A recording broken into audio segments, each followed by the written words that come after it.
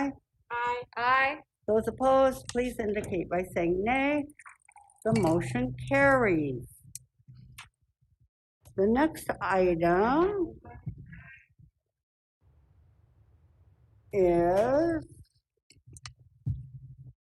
the public hearing is called to order. Will the secretary please note that all board members are present?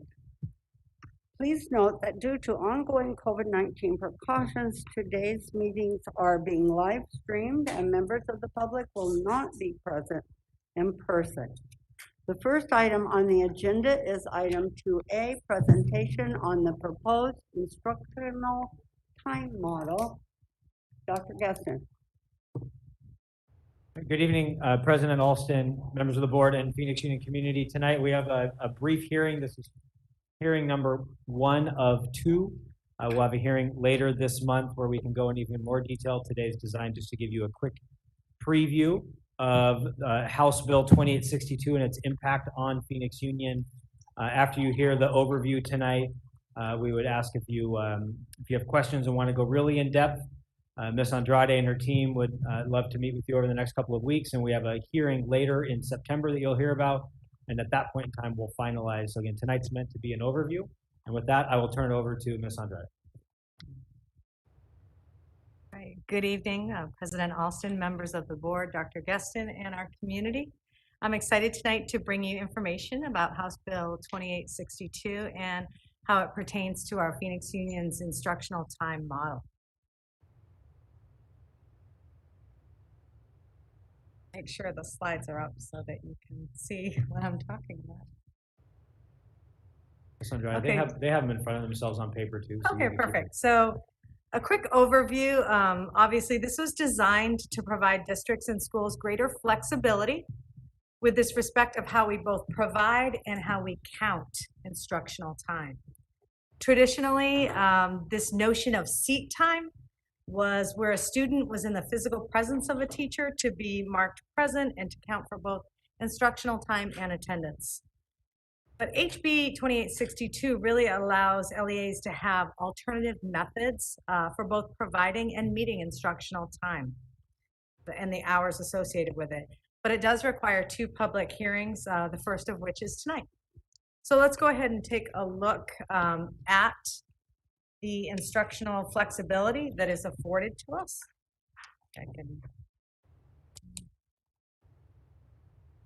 Okay. Again, it allows for remote or hybrid or any kind of combination thereof, the two. So a student could stay solely remote. A student could have a remote first hour and come to school in person the rest. It allows for flexible schedules, staggered start times, project-based learning. So again, learning does not have to be solely in the classroom. Independent studies and mastery-based learning. Let's talk a little bit about attendance, because as I mentioned earlier, traditionally the state has always asked us to take attendance, a teacher in the presence of students. And again, House Bill 2862 allows districts to create a code, if you will, in synergy, where the presence of a student is not necessary. It's whether or not the student meets the expectation of the alternative method of instruction. So it could be that, hey, they're logging in virtually and that counts as attendance. It could be, here's my project that I did all day yesterday, and the fact that you did this project and you completed it counts as your attendance. So there's alternate ways to count a student present that accounts for that. And we have a special code in our system that will be distance learning. So let's talk about the benefits for a minute. Obviously, in the current world we're in, the quarantine, kids that are sent home for close contact or exposure to COVID, some of them could be out as many as 8 to 10 days. And let me tell you, sometimes a student being out 2 or 3 days is a lot of lost instructional time. They can quickly get behind in a unit or a concept. So this really increases that access dramatically to their instruction and keeps them on track with their classes. It also allows for an entire school technically to flip to virtual if ever the circumstances warranted such, if we had to for a few months, take one particular school and go virtual. It allows for multiple quarantines throughout the year. If a kid is quarantined more than once, again, that time starts to add up, and automatically in the old model, they would fail just by sheer loss of instructional time. And this allows for them to be present and still stay current with their instructional time and minutes. And of course, there's no funding impact, or it's minimized as far as the absences that we report to the state. So that's good for the financial side of the district. So let's take a look at what it could look like in Phoenix Union. Again, because it's filled with so many possibilities, it really came along long before the conversations about it came along, I think, before even COVID. So we want to approach this very strategically in Phoenix Union and plan our rollout over time in phases. But phase one, we see an immediate need like right now. So all teachers will be asked to provide access to their classroom instruction via the Teams platform live for their quarantined students. And students, of course, at home for quarantine, if they're able to, if they're healthy and they're able, they have the ability to log in and listen to the lesson and access the instruction remotely. Additionally, they'll also have access to instructional resources and materials digitally at home, support and remote tutoring opportunities. So as phase one is up and running, we'll begin collaboration around phase 2 and 3, exploring opportunities for students to demonstrate mastery versus, maybe an assessment or through an assignment.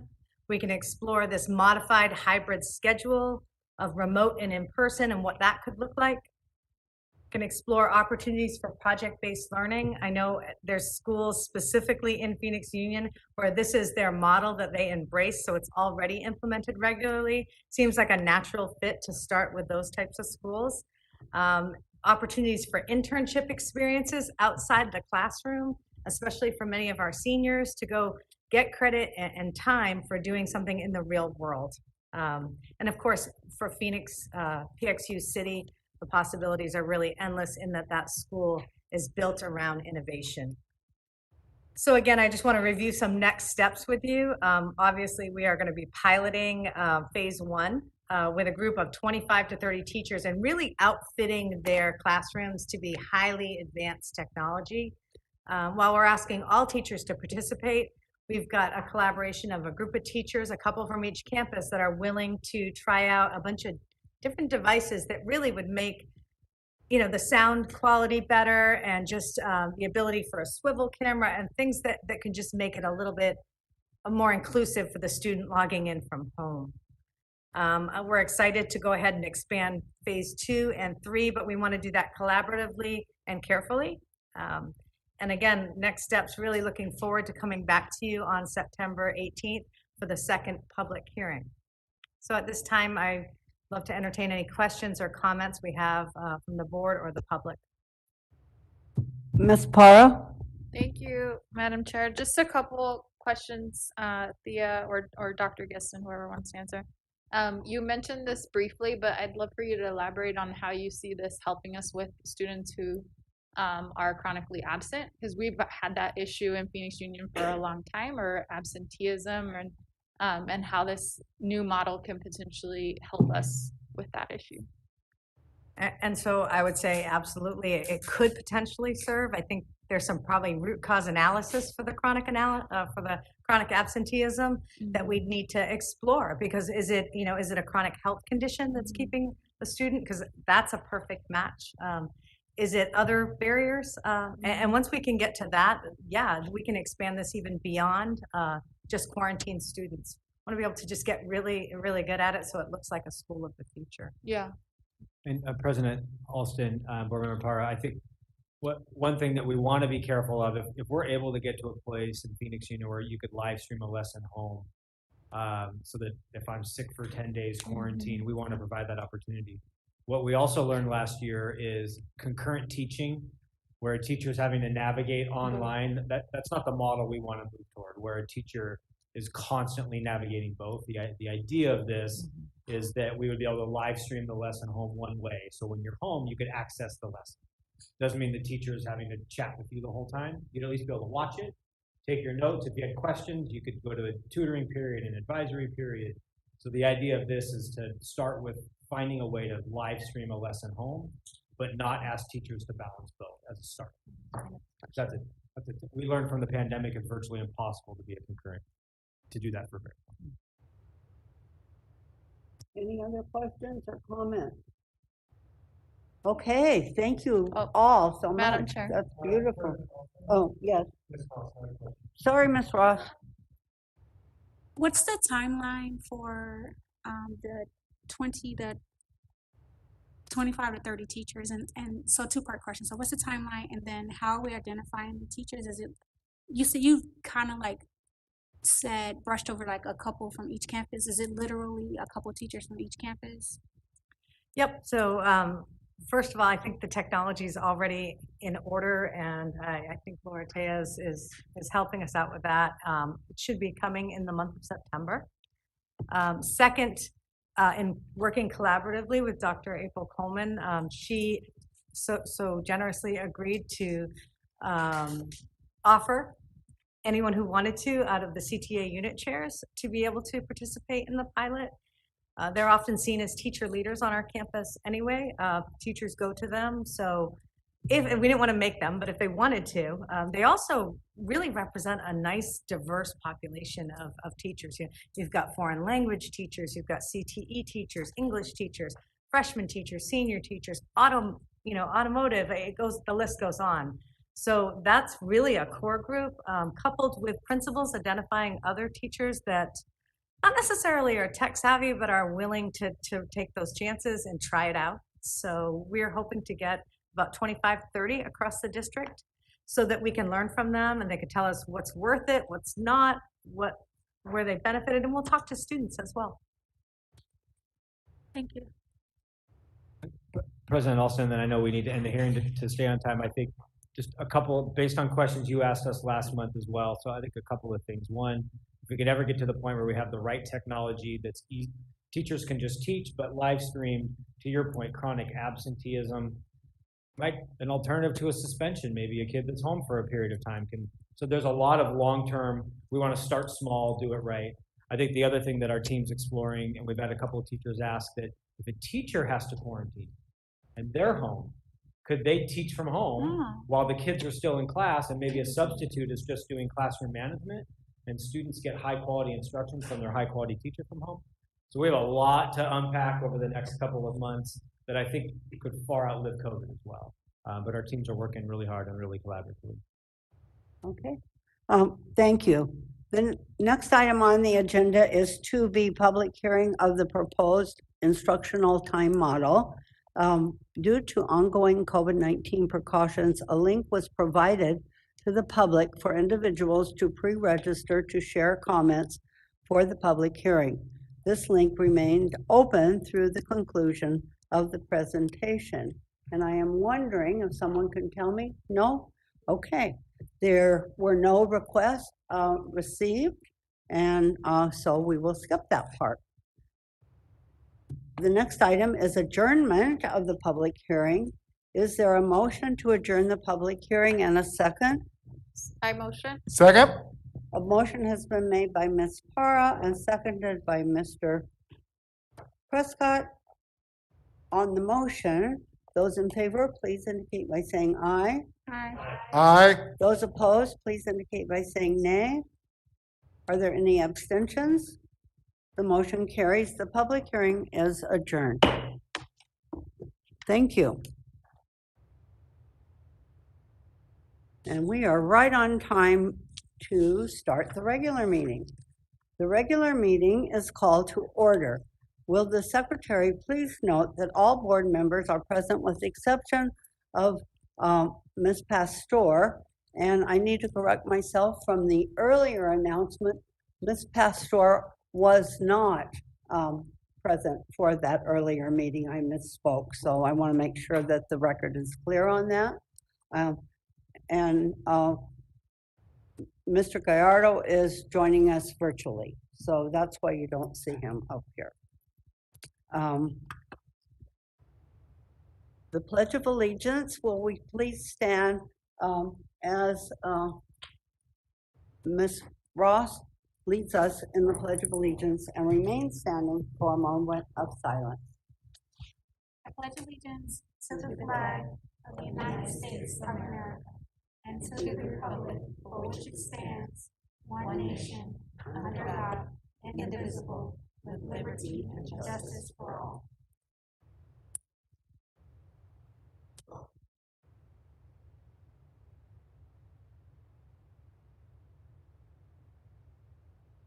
Thank you.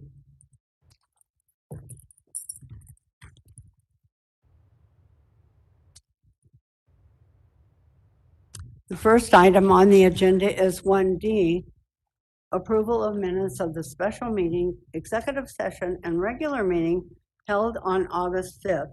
If there is a motion, is there a motion to approve the minutes as presented, and is there a second? A motion has been made by Ms. Para and seconded by Second. Mr. Prescott. Mr. Prescott? On the motion, those in favor, please indicate by saying aye. Aye. Those opposed, please indicate by saying nay. The motion carries. The next item on the agenda is 2A, recognitions and accomplishments. Tonight, we will recognize community leaders for their support with vaccines. Mr. Gallardo, Ms. Para Yes. is going to lead off tonight. Thank you very much, Ms. Para. That might.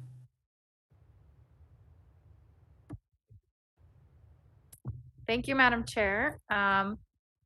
Rebecca Nevedell, Kim Schlum, and the rest of their team from the Maricopa County Department of Public Health have proven to be true caregivers for our county. Rebecca regularly meets with the PXU vaccination team to coordinate vaccines and other vital health services for our staff, students, families, and the broader community.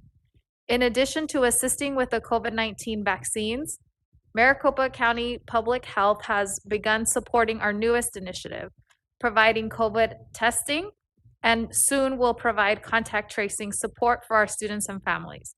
The assistance provided by the county has helped PXU become a state leader in vaccination distribution and a trusted community partner. As we continue to expand our vaccination opportunities to include childhood immunizations and other critical health services, the county will play a crucial role in supporting our efforts. From vaccine supply to volunteers and everything in between, they have been an invaluable partner. Please join us as we thank and congratulate Mr. Kip Schlum and the entire Maricopa County Department of Public Health for earning our PXU Lifesaver Award.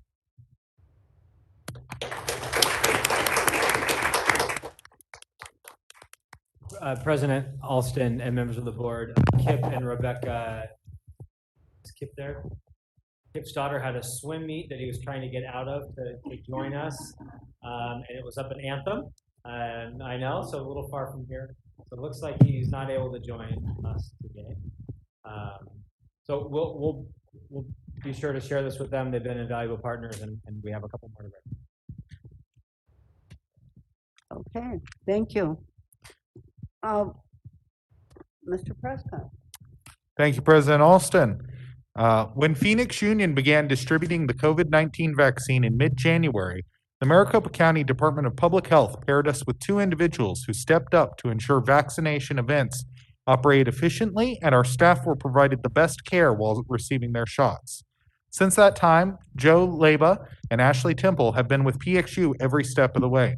When it came time to provide the vaccine to the broader community, Joe and Ashley took on the challenge. The word no has never been a part of their vocabulary, and they have worked tirelessly to protect the entire community from COVID. They work weeknights and weekends coordinating pharmacists and volunteers to provide vaccines for our families. They regularly meet with our team to brainstorm more ways for PXU and Albertson Safeway to prioritize safety and mitigate the spread. More than partners, they have become friends of the district, and we are incredibly grateful for their time, work, ideas, and dedication. Please join us as we recognize and congratulate Mr. Joe Leba and Ms. Ashley Temple from Albertson Safeway for being named our PXU Lifesavers.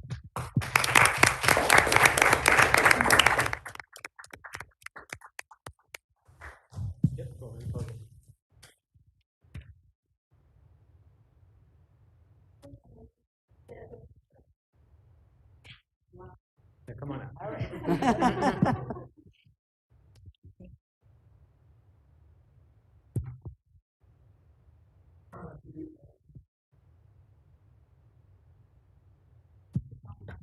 They're gonna share a couple words. Madam Chair, members of the board, thank you for your time tonight and thank you for this recognition. I look back at this experience and it has been nothing but a pleasure to take care of this community and take care of this school district. The friendships that we have formed have been invaluable to me, and I look back and it will be one of the hardest times in my career, but it will be literally one of the most awarding times in my career as well, and that's how I remember it. Quick story.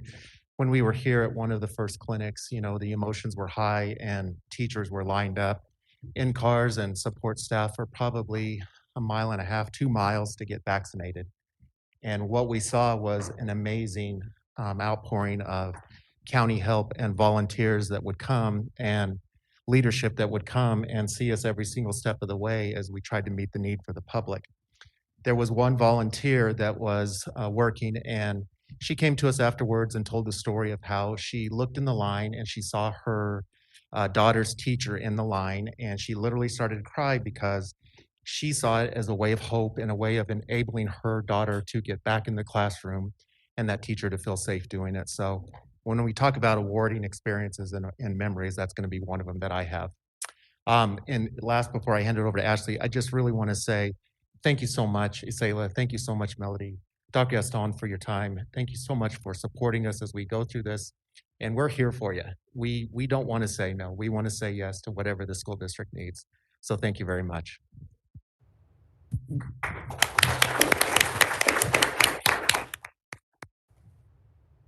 I'm Ashley. I just want to echo what Joe said and start by thanking the school district and the county as well for all of their involvement. We were able to say yes to so many things because of everything that you did and everything that the county did. So I really, really want to echo that and say that this is a community that is a force to be reckoned with. I, of course, have always respected educators, but I have never been so impressed with the school district and with the team. So thank you so much. Together, we were able to continue our efforts, not just for teachers and staff, but also into the community. And we've immunized over 12,000 members of the community just through the summer alone. So thank you, everybody. It has been a career-defining moment, like Joe said, and it is probably something I will never forget. It's been a pure pleasure working with you. So thank you so much. Excellent. And before Joe and Ashley walk away, I just want to tell one other quick story. Isela and Melody and Joe and Ashley and Rebecca, who's not here, have an ongoing texting group, as you can imagine, probably thousands of texts over the last 9 months. We've vaccinated over 33,000 people on our campuses and are not slowing down, have plans to go September, October. We may be in the business boosters and 2 through 11. And of course, we've been on our campuses. We received a phone call from a community member a couple of months ago over the summer who said that they had a family member that had been stuck at home in fear since the beginning of COVID and would not leave the house, not even to get a vaccine, wouldn't even get in a car, and had gotten herself to a place where she literally was paralyzed in the home. And of course, we don't do at-home vaccinations, but Isela said, you know, I bet you Joe and Ashley will say yes. And so she sent a text, and believe it or not, they went and did in-home vaccination in our community. That's how far above and beyond they go. So thank you so much for all you're doing. We appreciate it. Thank you all so much. What a wonderful community service you have provided to our community, our small community and our larger community. And more importantly than that, you have saved many, many, many lives, and we hats off. Thank you so much. And Mrs. Sella, of course. Thank you. The next item is 3A, reports from employee organizations. Senator, sorry, President, do you mind calling on me for the first part for students, and then we'll jump in? I'll be happy to call on you, Dr. Gesson. Perfect. Tonight, governing board, we are going to start with our students. We decided that we were ready for students this month. You know, usually in August we don't. Sometimes in September, Stugo may not be ready to report, but we are very excited tonight to have 3 reports before we bring up our association presidents. And tonight, our first report is from Alhambra High School, home of the Lions, Diana Santiago Nava, and I believe we're here. Wonderful. Please come on up. Good afternoon.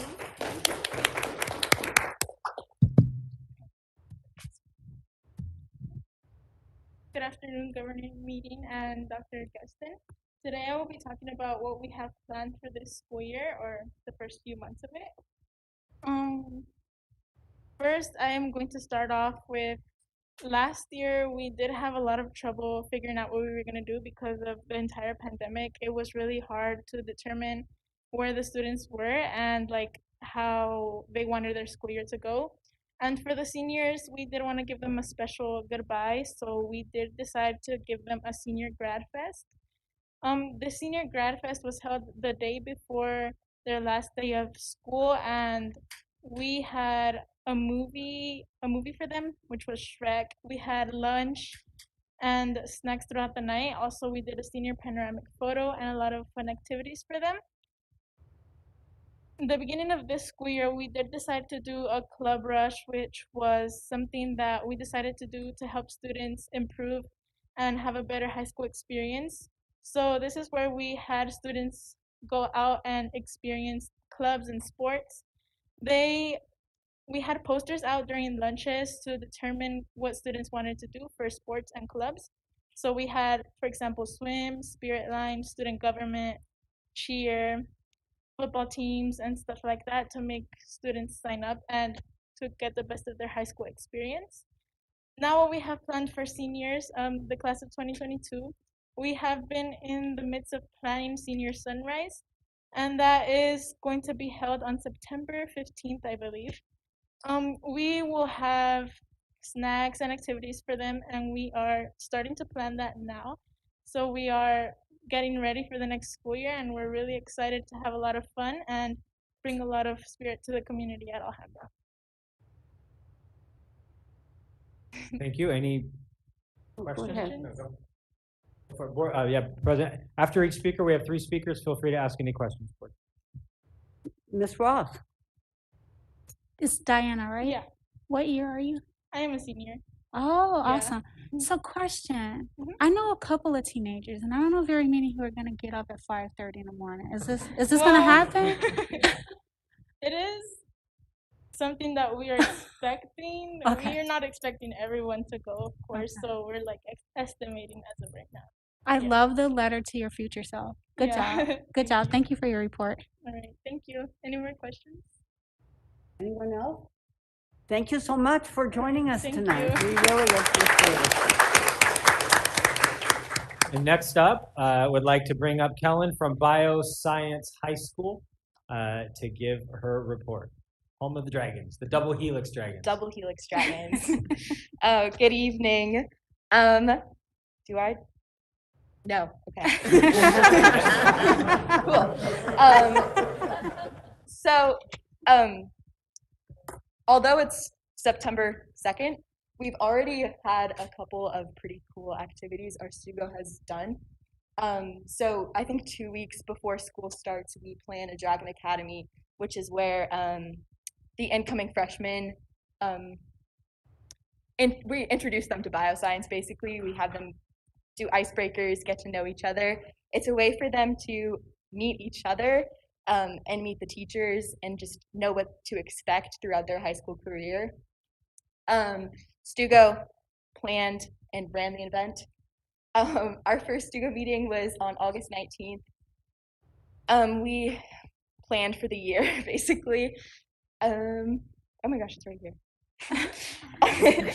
Yeah, Stugo meetings take place every Thursday after school. So we had our 3rd Stugo meeting today. We have a lot of exciting things in the works, which is really cool. We're very excited. Lastly, our Aloha Day is a annual celebration to give new dragons and old dragons, all dragons, the opportunity to join clubs. So our Aloha Day took place on Friday. I don't know which Friday actually. Yeah, it went really well. Oh my God, all the students came into our town hall, like the big common area, and it went great. Yes. Excellent, thank you. Good Thank job. you. Thank you. Yeah, Any questions? yes. Anyone else? Okay, thank you so very much. Thank you. And now from Chavez High School, can make your way up. I wore a Chavez shirt tonight. I was in an Alhambra and Bioscience shirt last week, so I figured I'd wear Chavez tonight. Miss Nash from CSUP Chavez. Thank you. Love to see the shirt. Love to see the shirt. Good evening, everyone. I'm Michaela. So we started off fantastic this school year. Student enrollment at Chavez is up approximately 100 students from this time last year, almost 2,800 champions. We began the first 3 weeks of the year with daily advisory tutorials presented through teams in all classrooms, from my ACT prep registration to virtual advisory CCHS administration and staff did an awesome job with that, by the way. Hosting vaccinations at Chavez every Wednesday from 12 p.m. to 6 p.m. And we also celebrated our Employees of the Year, classified Gilbert Porsche and certified Jordan Young. And for freshmen, welcome 2021. CCHS Link Crew, along with student government, welcomed over 600 freshmen from the class of 2025 for orientation on July 22nd and the 23rd. We held a mini assembly, games, tours, picked up equipment for the first day of school.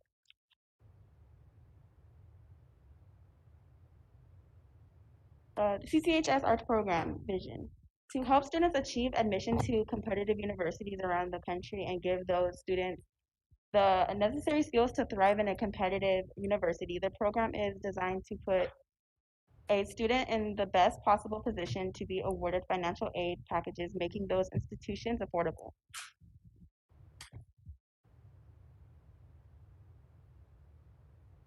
Why Arch for students and families? Cohort model that allows for a smaller community within a large comprehensive campus. High academic expectations with the necessary social and emotional support. Ability to be in a specialized program, but access to all the clubs, sports, and activities, and staying close to home gives time back to families. Excellent, thank you, Michaela. Any questions from the board? Thank you so much. Of course. Thank you. President Alston, that concludes our Stugo update. We will every month try to bring somewhere between 2 to 4 students to present, and we're back in person, which is kind of nice to see them. And so we really appreciate you all being here, and it's great to be with our students again. Thanks to all of you who are here this evening. The next item is item 3B, reports from employee organizations. Tonight we will begin with CEA. Ms. Vanessa Jimenez. Yes, good evening. Oh, this is new. This is kind of cool. Caught me off guard when it flashed, but it's okay. Well, good evening, President Alston, board members, leadership, and of course the PXU community at home who's taking the time off their evening. It's September. We made it. It's been quite a tough journey, but we made it to September. So just excited and celebrating that this month's first month of school was a rocky start, but I think we're on a good road. Okay, we see you. Okay, thank you. Okay. So just some of the things we're working through right now is the vacancies and inability to hire, as you all know and can imagine. We're also working really well with leadership and looking at ways of how to fulfill those positions in the most creative way I say it all the time, ESPs will do whatever it takes. So looking at how do we take our morning crews to help in the afternoon and our afternoon crews to help in the morning. So really looking at how can we come together as our usual community and make sure that adult struggles do not get passed on to our students, because that's the most important. They have enough going on, let us bear that burden. And I can't stress enough, our ESPs are really pulling through. It's been a long journey through the pandemic, but we're still here and we're still doing the best we can. We're tired, but we're still here doing the best we can.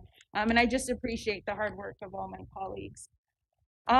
Today we finished our last session of our mentoring.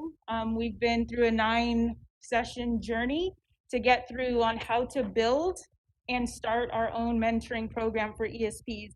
And so just a little background of that program is it was 5 modules that we had to go through, and the modules were 3 components. One was self-study, and then it was teamwork, and then it was coming to the webinar and producing with people around the nation of what we did and plan to do in Arizona.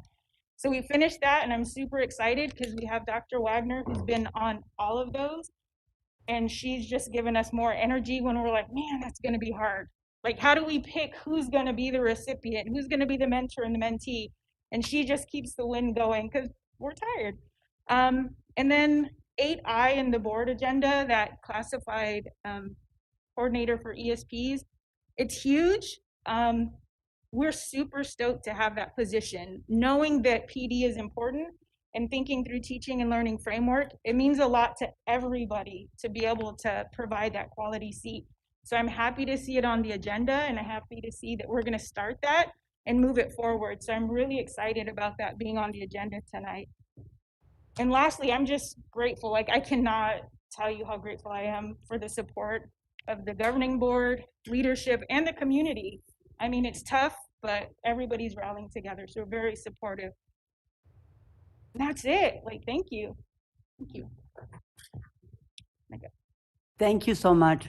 Yes. Thank Our next speaker is Mr. Keith Brazier, representing the Admin Association. President, he is online.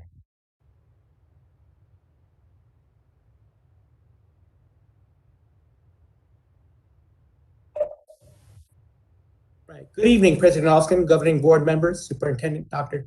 Geston, leadership team, and community. ADA would like to highlight some happenings around the district with regards to commitment number 4, student wellness and connectedness. And this commitment centers around the intent of improving student health and wellness, improving student attendance and connectedness, and ensure that historically marginalized and underserved students are successful. Following slide, we have some pics from some of our campuses.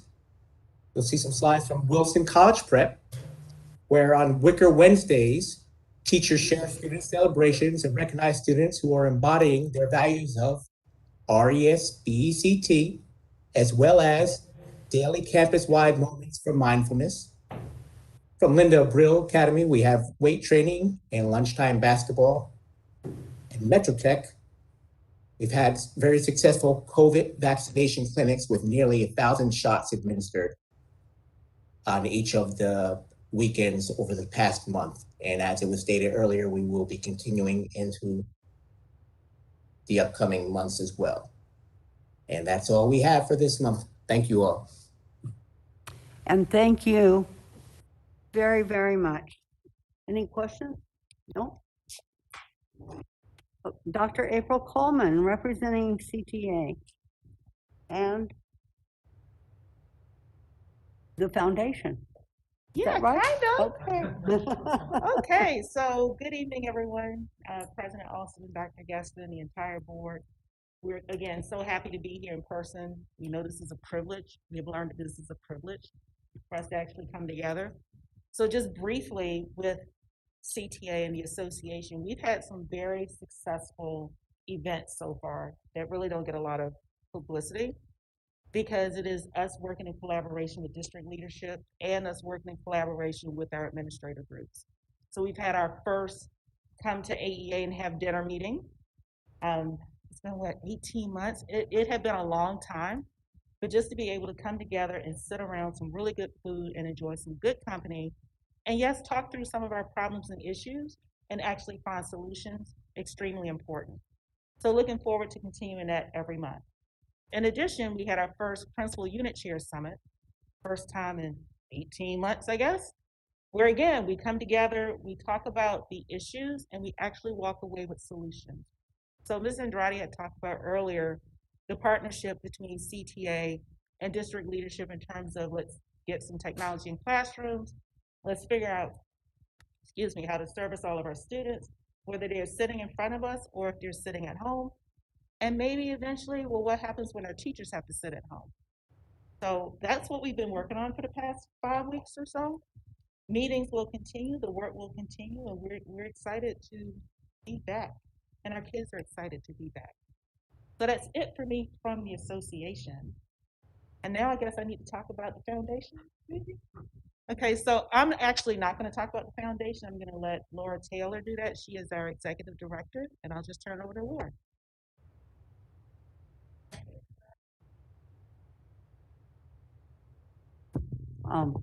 Thank you, Miss Laura Taylor.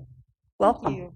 Good evening, President Alston, board members, Dr. Gueston, executive team, and the members of the PXU community.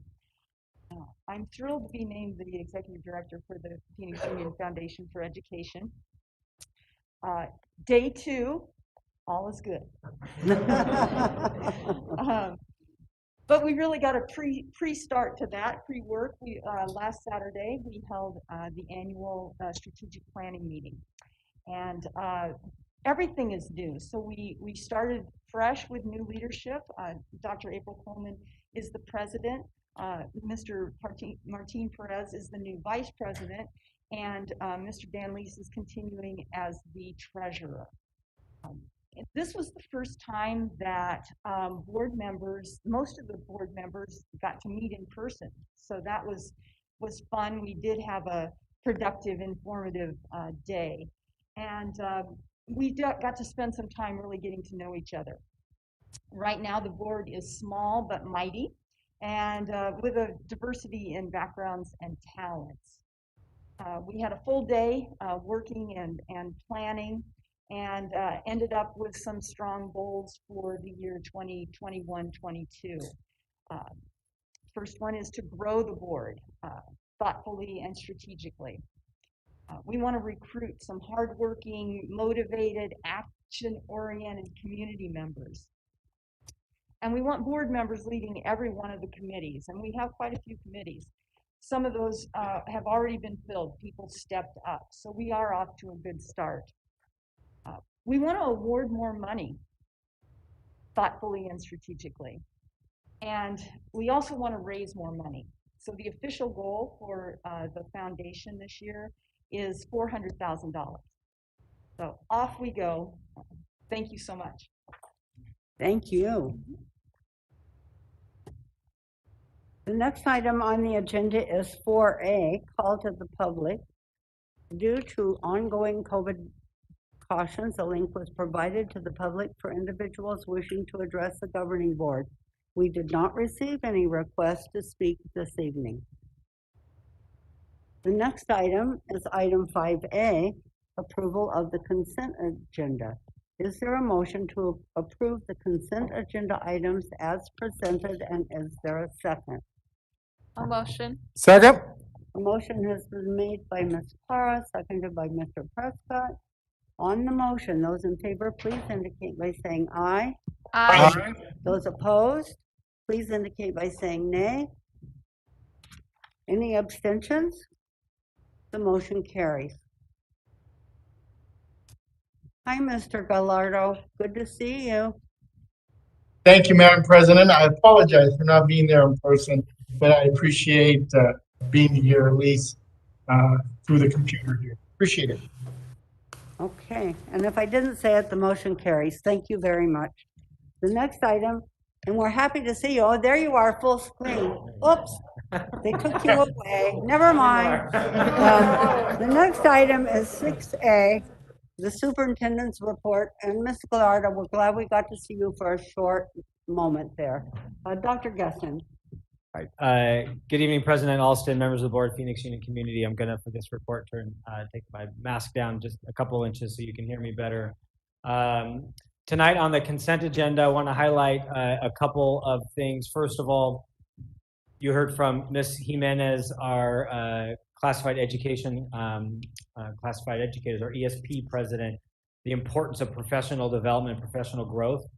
These are two new teachers that were previously classified employees in Phoenix Union. I want to just highlight Mr. Daryl Fulbright was a bus driver in transportation in Phoenix Union, got his teaching certificate, and is now a teacher at Camelback High School.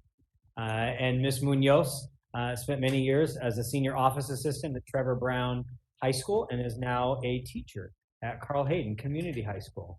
And so just thought what a great story to watch our own people grow and expand their horizons. We also on the consent agenda tonight approved the purchase of hotspots. Hotspots are just a temporary solution to digital divide. With the spread of COVID rapidly on the rise, we are preparing, we hope not to, but preparing if we have to close down larger numbers of students, classrooms. We hope not, but maybe even a full school. We need to be prepared to do that. That's not our goal. But you'll see a couple items on the agenda tonight around the possibility of that. So far, as you'll see later today, we're doing a fantastic job with quarantines and spread of COVID. But we are preparing to purchase hotspots. As you know, we purchased several last year, and now we'll have enough in stock for any student that goes on quarantine, including new freshmen and new students in Phoenix. But long term, we need a better digital divide solution. I won't highlight much because we heard last month about this exciting opportunity across the city to bring full Wi-Fi, as you see, to 250,000 parents. And this month, we will officially turn on that Wi-Fi network for 4 square miles for students and families inside of Alhambra, Cartwright, and Phoenix Union. So it'll be the first real full attempt at citywide Wi-Fi, starting with 4 square miles. More on that to come. That will be a transformative initiative for the entire city. And again, thanks to Councilwoman for her work. We also, at a previous meeting, the board adopted and approved an IGA with Murphy School District. And we promised that we would come back to you at least a few times a year to give a quick update. I just want to highlight a couple of things for you all. One of the first questions that the board asked was if we were going to move transportation, would those employees have an opportunity to apply and be selected with Phoenix Union? At this point in time, all drivers that have applied, they had 7 drivers. 4 drivers applied to work for Phoenix Union, and we've hired all 4. And so far in all the hiring, anyone that applied did get a job. And so I know that was a concern of the board that we would displace employees, and that is not the case. We still, it's a partnership, and so we still coordinate, and they have a liaison back on campus to help us with transportation. We're leasing their buses, and there are some buses that are new enough for us to probably purchase at some point, but we're still at this point in leasing. And then from another part of that IGA is that we can help with construction, not necessarily the work, but the management and the insight. We have amazing construction staff in Phoenix Union. And so we've been assisting them mainly with a short-term project. They sold some of their property, so they have to move some of their departments. And so we're helping manage the transition as a service through this IGA to them. And then finally, one of the biggest questions that you all had was, what's the billing going to look like? How much is this going to cost? The goal is that it's win-win, that they save a little bit of money and that we make a little bit of money just for the services. And we, at this point, from direct billing costs, April through May, we just billed direct cost. So they're not losing money, we're not making money. We just had a meeting this week with their superintendent to look at long-term. Now that we've been in business together for 4 months, what is that sweet spot? And we'll actually bring that back to you in a couple of months. Right now, we're just breaking even on both sides. We thought that was the right way to get started. It's part of the reason why in the initial IGA, some of the numbers, we didn't have all those numbers. We said we determine those as we're going. And we'll bring an actual budget to you all in the coming months, but feel really good about the initial parts of the partnership. It's been a huge alleviation of stress for them workload. They don't have to run their transportation department anymore. They don't have to worry about the transition. But we'll bring to you soon the cost structure, and we'll use the first 4 months of this school year to really determine what that looks like. But just want to keep Murphy IGA on the radar because we promised you all that we would do that throughout this year. Looking back to a couple things this month, we did, through last year's interest-based negotiations, offer our employees a employee personal leave buyback. For employees that had a large bank of personal days, they were allowed to sell back some of those days. It's just a way for extra earning for some of our employees. And so we did have a number of employees, over a couple hundred employees, take advantage of this leave buyback where they could buy back up to 10 days.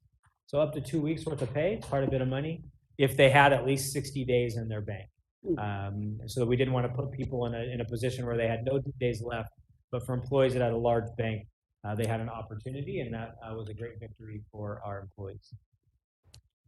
We also, CTE programs for the first time in a year and a half are really up and launching again. We have many amazing CTE programs across Phoenix Union. This week, just to highlight one, the Flower Shop, which is now a flower/entrepreneurship program. The floral program launched this week. These are actual pictures. The lines were extremely long of students and staff buying flowers. It's exciting. I know it's really, they sell them on campus and are really excited to bring back all programs. A great celebration and highlight of the floral and entrepreneurship program at Metro Tech is that this year is the 20th anniversary of the Arizona Diamondbacks World Series championship.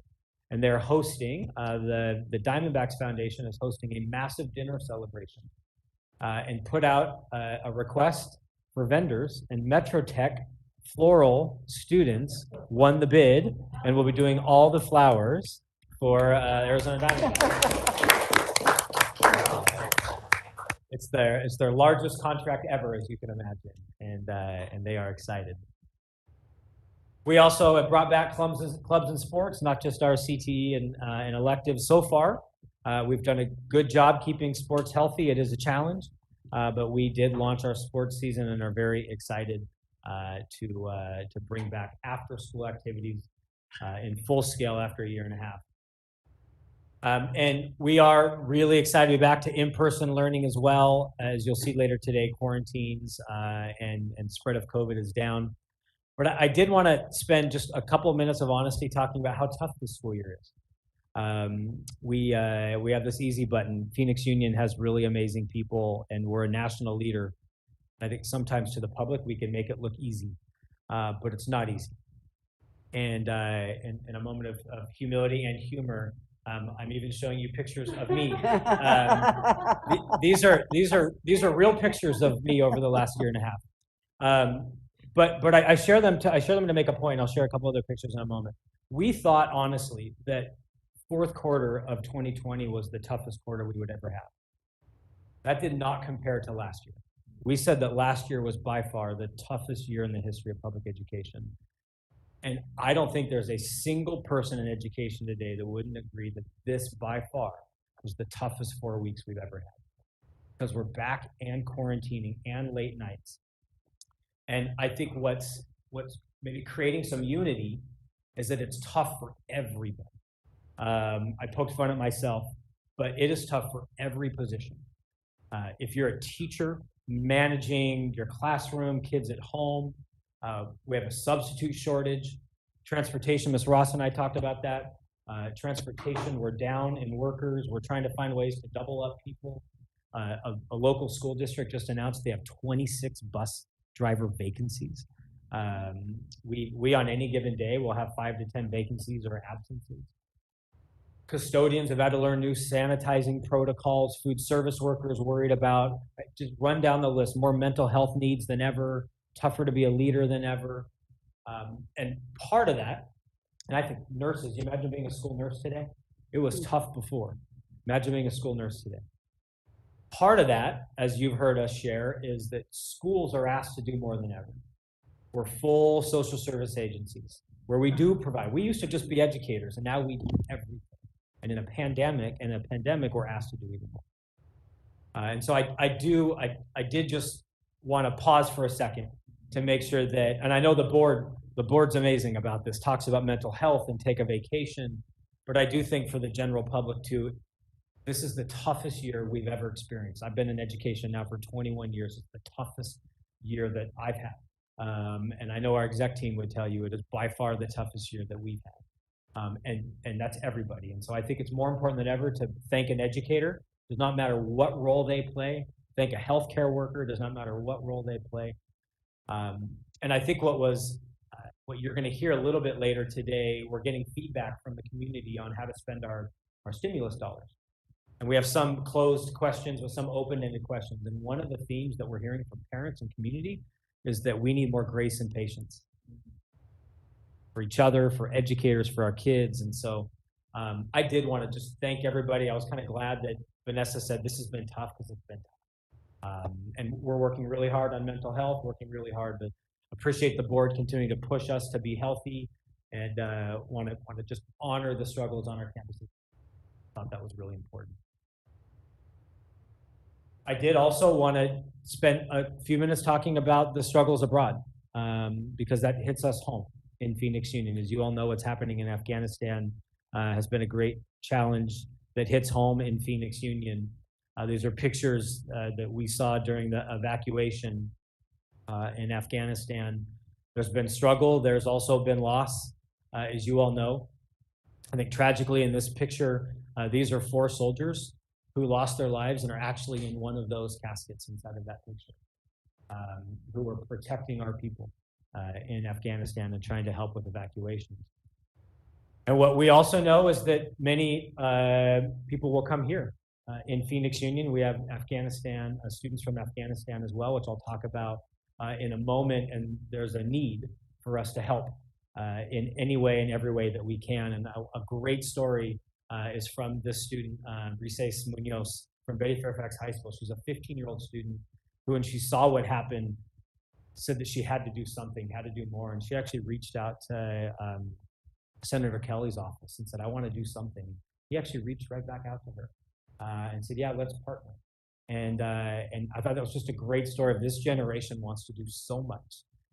And I've had conversations with Stanford, which I'll mention in a moment, that we need to do more and prepare more to make sure that as an organization, as they come to Arizona and very likely to Phoenix Union, as refugees or asylum seekers come, they're going to go to high school. It's in Phoenix Union or maybe just beyond the border in Glendale Union, and we need to be prepared. I did also want to thank Board Member Marquez for his service. He actually did multiple tours in Afghanistan. And that's a picture of Board Member Marquez while he was deployed. And he, along with Clerk Prescott, gave a great suggestion that we should reach out to all of our students who are here from Afghanistan. And so we ran a query, found out that we have 11 students in Phoenix Union. And we were able to reach out to all 11 and have face-to-face meetings with those students. And we heard many stories. Just a few quick quotes that I think just kind of talks about what's happening over there. But one student said that my mom used to be able to send money to my brother, but the Taliban has taken control of the banks nationwide in Afghanistan. And so they're no longer even to send money or have connections. We have many students actually said, I'm worried, my family's in hiding, I haven't heard from them, especially if they were assisting American soldiers, that they certainly are in hiding. And then many of our students were extremely grateful that we reached out with the stress of grandparents and uncles and aunts back home, and thought that it was just critically important for us to remember that we serve the largest refugee population in Arizona, who come with a lot of trauma. Students that live here, that were born here, have trauma. We also have students that are coming to us from all throughout the country that have trauma. And also wanted to make sure that we honor those who were struggling and know that we'll be fully prepared to support when those students come. So with that, I will stop my report. I'm happy to answer any questions or take any comments before we do a couple of presentations. Ms. Ross? Thank you for that report. So we acknowledge that everyone is exhausted and tired, and that how important mental health is. But what is our plan to support our Phoenix Union family so that they don't burn out, they don't. For sure. President Alston and Board Member Ross, so it's a few-fold. So one, as you know, we launched the wellness department. We have now hired 2 staff social workers. I've posted for a third. Tonight on the agenda, the board, a couple months ago, you all said we need to do more. And so we went to the trust. We have our medical benefits trust and said, we think you can do more. And so tonight, governing board, at your request, will approve $200,000 to even launch another position to help with employee wellness, even do some employee incentives, to do employee health ambassadors, wellness ambassadors, so that we invest heavily from a district office perspective. Tonight, I know one of the other stresses is COVID. What if I have to quarantine? I'm worried about my sick time. I know many board have advocated for us to bring back some version of FFCRA. Tonight, board will, at your request, be able to approve more leave time for those who have been impacted by COVID. And then, as you all know, we're just doing our best to fill vacancies as fast as possible, encourage weekend and vacation. We have fall break coming up. We will do some camps because we want to make sure we have unfinished learning we want to do, but we're going to try to help our employees take time off. And we're encouraging our administrators just to try to continue to work on campus climate and culture. At the end of the day, if you love where you come to work, even if it's tough, for someone like me, this is a tough job, but I love the people that I work with, so I can handle the stress because of the climate that I get to come to work in. And we're trying to replicate that climate on our campuses. It's multifaceted, it's challenging, and we have an entire department now asking those very questions. Thank you. Anyone else? Okay, thank you very much, Dr. Gessman. The next item is 7A, strategic plan update, a commitment 3 freshman success. Dr. Gessman. All right, President Alston, members of the board, we thought tonight, it's been a long time since we've gotten to talk positive, cool stuff that's happening on our campuses. We highlight high level, but one of the most exciting things happening in Phoenix Union today is the work that we're doing with our freshmen. In our strategic plan, commitment 3 is freshman success.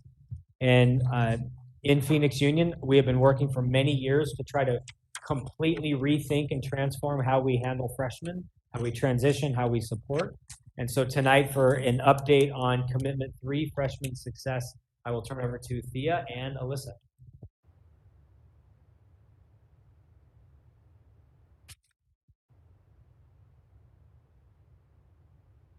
Good evening, President Alston, board members, Dr. Geston, and community.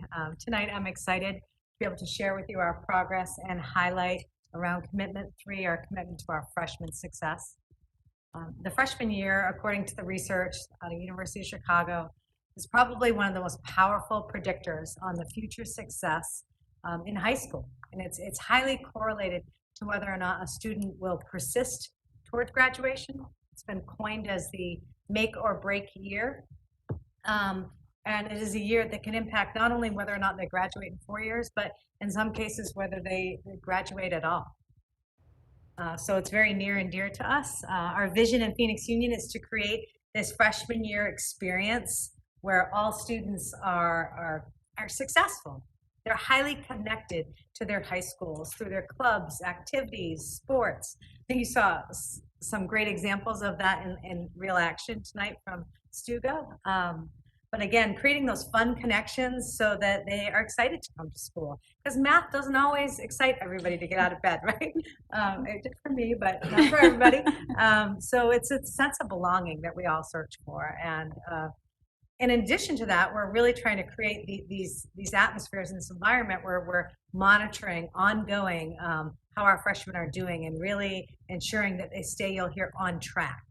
And when we say on track, we're looking at 3 things. We're looking at grades. C's are better, right? The D's and F's are like early warning signs. Are they coming to school regularly? So we monitor their attendance. And then we're looking at their discipline or their interactions. Like, are they behaving? Are they doing what they need to do? And if not, let's intervene early and often as needed so that we can get them back on track. I think our focus to really create that sense of agency and efficacy so that they can really mirror those learner profile attributes that we put through our teaching and learning framework, and that really they can perform at their highest level. So a little time travel here. It might have been 5 years ago. I'm in denial about how long it's been, or how old I am. We set out on a mission, though, to improve the freshman year experience in Phoenix Union. And it was during this data dive that we were doing at our SIM meeting, monthly SIM meeting. We uncovered some concerning data around our ninth graders. We were actually just looking at enrollment and how many come to their home school, like how many Fairfax kids go to Chavez, how many Chavez kids go to Fairfax, how many left Chavez this semester, how many newly enrolled into Chavez. We were just really unwrapping enrollment and breaking it down by grade level when we noticed, wait a minute, there's a lot of ninth graders that were choosing to withdraw. And it doesn't mean they were dropping out. They might have been going to another Phoenix Union school or another school. Their family might have been moving, but the number was more than we were comfortable with. And we dug a little deeper, and then we started looking at how they were doing in their grades and their success in their freshman year. Then we took it even further. We started talking to our freshmen and doing focus groups, shadowing them like a day in their shoes, and really just seeking to understand what it was like to walk in a freshman's shoes all day long. And in the process, boy, we found out as administrators, like it was tough. It was a long day. They go to random classes, period to period, 50 minutes, mixed in with anywhere from 600 to 700 other freshmen. They may not have the same kid in a class first period all the way through 8th. They may not see that student again. They may not know who that student was. Their electives were even more mixed.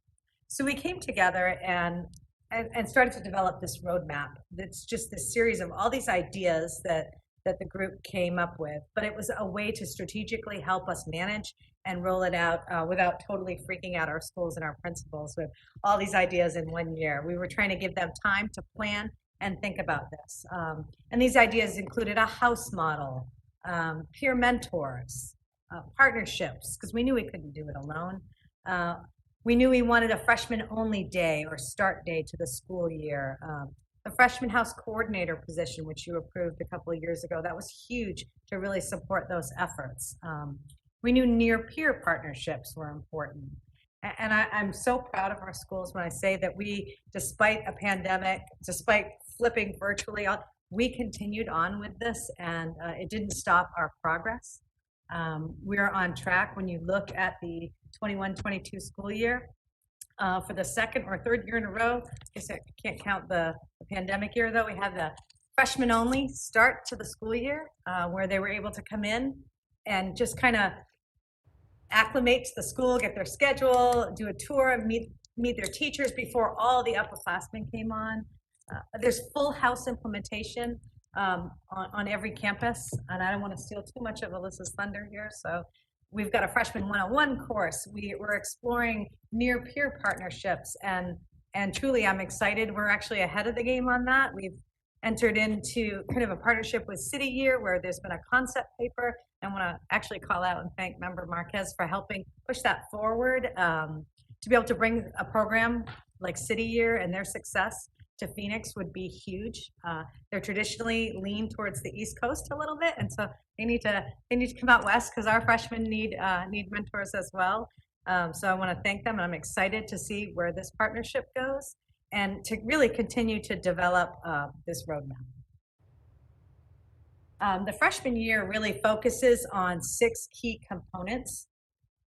And tonight, we're going to provide just highlights and maybe some pictures to explain each component. And here to walk you through the 6 components is our fearless leader, Executive Director of Student and Family Services, Ms. Alyssa Tarkington. Thank you, Thea. President Alston, governing board members, and Dr. Geston, thank you for this opportunity this evening to dive into our freshman year experience, which is a roadmap for our ninth graders to be successful. So I'll start with acknowledging our commitment to really bringing our families to PXU well before the first day of their ninth graders' school year. And so recruitment and marketing are those 2 strategies. Our campuses work very hard to connect often to reach out to families We know that we have many generations of families attending Phoenix Union, grandparents, parents, and now their students have a choice. And that's really the whole point of it, is that there are a lot of choices. A lot of choices outside of Phoenix Union, the charter world, but truly it's important for us to make sure that they know our whole portfolio of schools, as well as the programs that are offered in their neighborhood Phoenix Union school. And so whether that's a Little Jaguars night or a future Panther night at a football game or a camp or an opportunity to be with the band or fine arts, it's really about inviting our families onto our campuses as a pillar of their community. In addition, we have regular articulation. We have an articulation specialist at the district, student recruiters, but also our campuses work with our partner districts, those feeder schools, introducing each other to their counselors, their principals, teachers even throughout the first quarter, beginning to understand what the enrollment, the 8th grade in our feeder pattern looks like. After our first semester in the 3rd quarter, we actually share our credit progress with those schools that our freshmen came from. And then 4th quarter, before 4th quarter, we're hitting it again to plan for registration and enrollment. We have major events, not only 8th grade nights, but also our expo. We've done our expo at Phoenix College with all of our schools, but we've also done those virtually and inviting our families onto our campuses. And so just to highlight a few pictures, again, up top you see Expo booth at North High School, where they'll have anything from activities to literature, and of course opportunities to enroll. On the left, we had our drive-through registration process and events at Alhambra. And then at the bottom, we've got our student volunteers at our Carl Hayden open house. So once we enroll our 8th graders, their official journey starts in the summer. We kick it off with our freshman academy, where they take our intro to high school class. This gets them familiar with their campus. They get introduced to some of the staff that are at summer school, but really just bringing them onto the campus to let them know, look, you're ready for this. This high school journey is not going to be as scary as you think. This summer, we had CTE camps at a partner district at Cartwright to begin to expose our students to different programs. In addition, we start to move in through the summer, and we have our freshman orientations where they really get to do those tours. They're introduced to Link Crew, which I'll tell you a little bit in a little bit. And then really the culminating event, as Thea mentioned, is that first day of high school.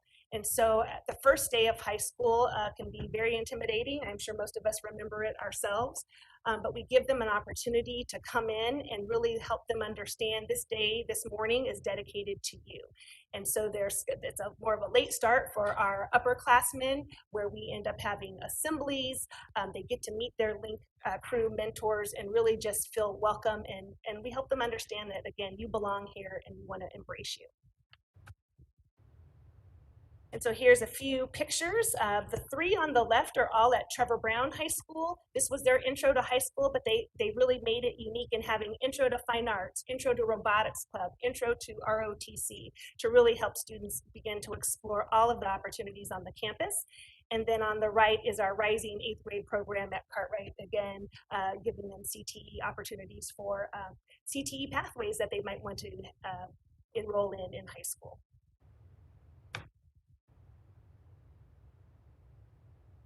So as Thea mentioned, one of the most critical components in freshman success is the house model. And so within the house model, we've created several structures that really, really wrap around and embrace our freshmen. A house essentially takes an entire freshman cohort and divides it into smaller units or smaller groups. And so, for example, at Betty Fairfax, home of the Stampede, you take that cohort of over 500 and they have 3 corrals, as they call them, of about 170 students. And so what's wonderful about that is that, you know, any given teacher might have 150, 170, 180 students on their caseload, but in this case, it's really wrapped around one group of students, not the entire freshman class. And so that freshman team is comprised of an English teacher, a math teacher, and a science teacher. And so they have the same shared students. The three corrals, again, at Betty Fairfax have one freshman house coordinator, so a dedicated teacher outside of the classroom that works with them, working with these freshman teams, along with freshman counselors to really get to know their students. In many of our campuses, we have freshmen in kind of a centralized area. At the academies at South Mountain, there's a whole freshman academy in a building. And then we also have a few other campuses, I believe Central, Cesar Chavez, and I believe Betty Fairfax try to have most of those core freshman classes in that area to, again, make it that nice integration into high school. And so here again, you see some of those activities that they've got. We've got a link crew activity or assembly from Central High School, their Bobcats. We see Principal Arndt at Camelback in a fourth quarter assembly. And then again, our Bruins and a freshman orientation. So continuing with the house model, again, we have those freshman house coordinators. These are rock stars for the freshman class. They're highly energetic. They are fun. Some might even call them data geeks, but they really are attached to that freshman class. They support recruitment events along with all of those freshman transitions and orientations. But also, super important is really buckling down to working with our data. Those freshman house coordinators facilitate meetings with our freshman teams. They really look at both the academic and the non-academic data. And so that's going to be, behavior issues that come up, attendance, and really work with those teams to assign those interventions. But also celebrate our students that are being really successful and work on ways in which we can enrich with those students. And so it's really about them helping to support connectedness, not just with our students, but again, those freshman teams and teachers. Some of our freshman coordinators to name are, Elisa Patterson, who you'll see on the next slide. She is actually the PLC leader for the freshman coordinators, and again, leading the way in supporting data. Erica Wimble at Camelback and Jennifer Kubo at Trevor Brown are just a few to name as well. And there, of course, we've got a Spartan with that class of 2024, again, taking pride in who they are. And again, just to expand a little bit with the peer mentorship that Thea mentioned, Link Crew has really built over the last several years. Link Crew is an opportunity to not only foster leadership in our upperclassmen, where we have juniors and seniors go through a selection process, but also to work on team building and communication skills and collaborative efforts with freshmen. And so those Link Crew members really start off in the summer and continue throughout that freshman year, where 2 Link Crew leaders will have approximately 10 to 15 freshmen that they work with, not only on that first day and those team building activities, but throughout the year. And so again, we know that really peers are the most influential people in adolescents' lives, even though as parents, we often want to believe that we are, but we know they're the ones that make the difference. So excited also about expanding more peer mentorship programs. And so here you see a variety of activities. And again, because Link Crew has been around for a few years, you see kind of the pre-mask era, but also the activities this year as well.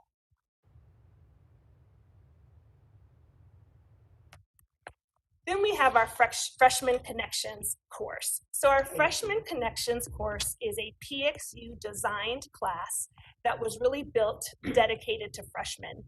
It's made up of CTE standards, AVID standards, social and emotional learning standards, but it's really themed in a me, be, we, really starting in many ways with the me, in the sense that it is really about interest inventories and understanding self. How am I showing up to school every day? Am I organized? How am I engaging in my own future? The we is really about that connectedness, not only to their content and education, but with their teachers and with their peers. And then the be is in always, what kind of citizen do I want to be? What are the career paths that I want to have? And so the curriculum allows for that and exploring those career opportunities, but really also to, again, just connect as a high school student, understanding that, I've got this course of study over the next 4 years, and then I'm going to be out in that world in any way that I want to be with college and career. And so both on this picture and 2 slides ago, want to also point out that we dedicated over the last, I believe, the bond and in the current, really working on flexible furniture in all of our freshman houses throughout our campus to really support those opportunities for collaboration. And so there you see, students again working both collaboratively and independently in a freshman connections class. And then lastly, I want to speak about our partnership with the Center for High School Success. The Center for High School Success is really a 9th grade success network.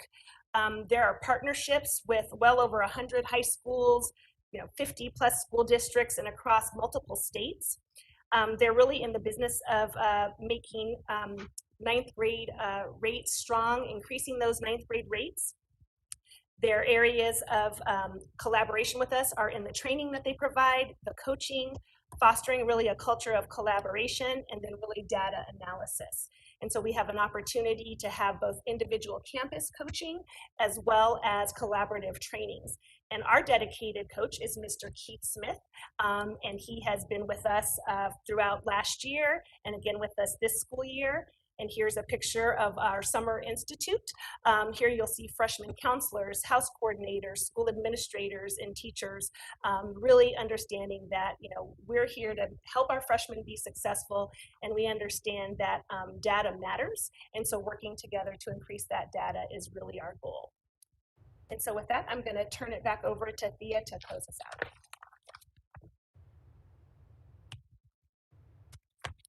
Earlier tonight, I referenced the data that was associated or fueled that call to action around our freshmen. And next, we shared about how it's an integral part of our strategic plan under Commitment 3. And so with that said, as any great strategic plan, we will continue to monitor our progress and our benchmarks around this initiative and this commitment. And not just to monitor our strategy implementation, but to really examine the freshman data from all angles, to measure up, to see, are these strategies in fact working? Are they the right ones? Do we need different? Do we need more? And really making a difference in the success of every single freshman in Phoenix Union.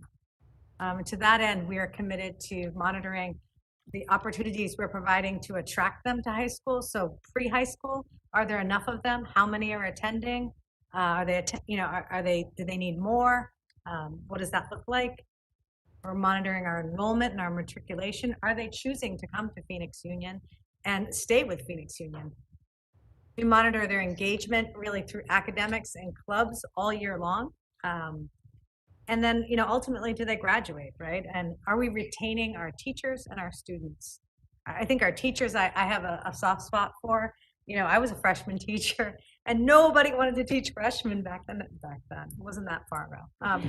But anyway, just a few years ago. Anyway, it was like where the newbies went, right? And sometimes the most inexperienced teachers. So we want to make sure we wrap around and really support our freshman teachers so that they feel the love just as much as our freshmen do.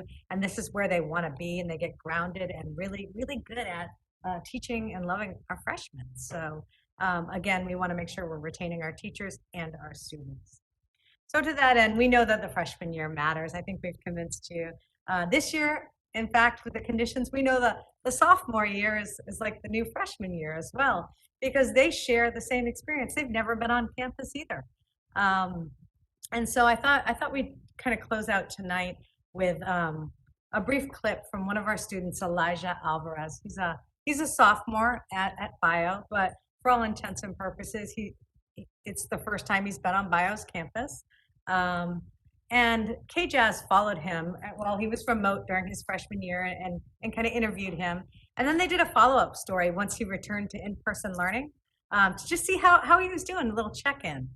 And it just, I believe his comments and what he shares, we're just going to give a little clip tonight, but it encapsulates what so many of our freshmen are thinking about and worrying about before school starts. And it just really stands behind the need for such intentional strategic efforts. Our students are truly counting on that.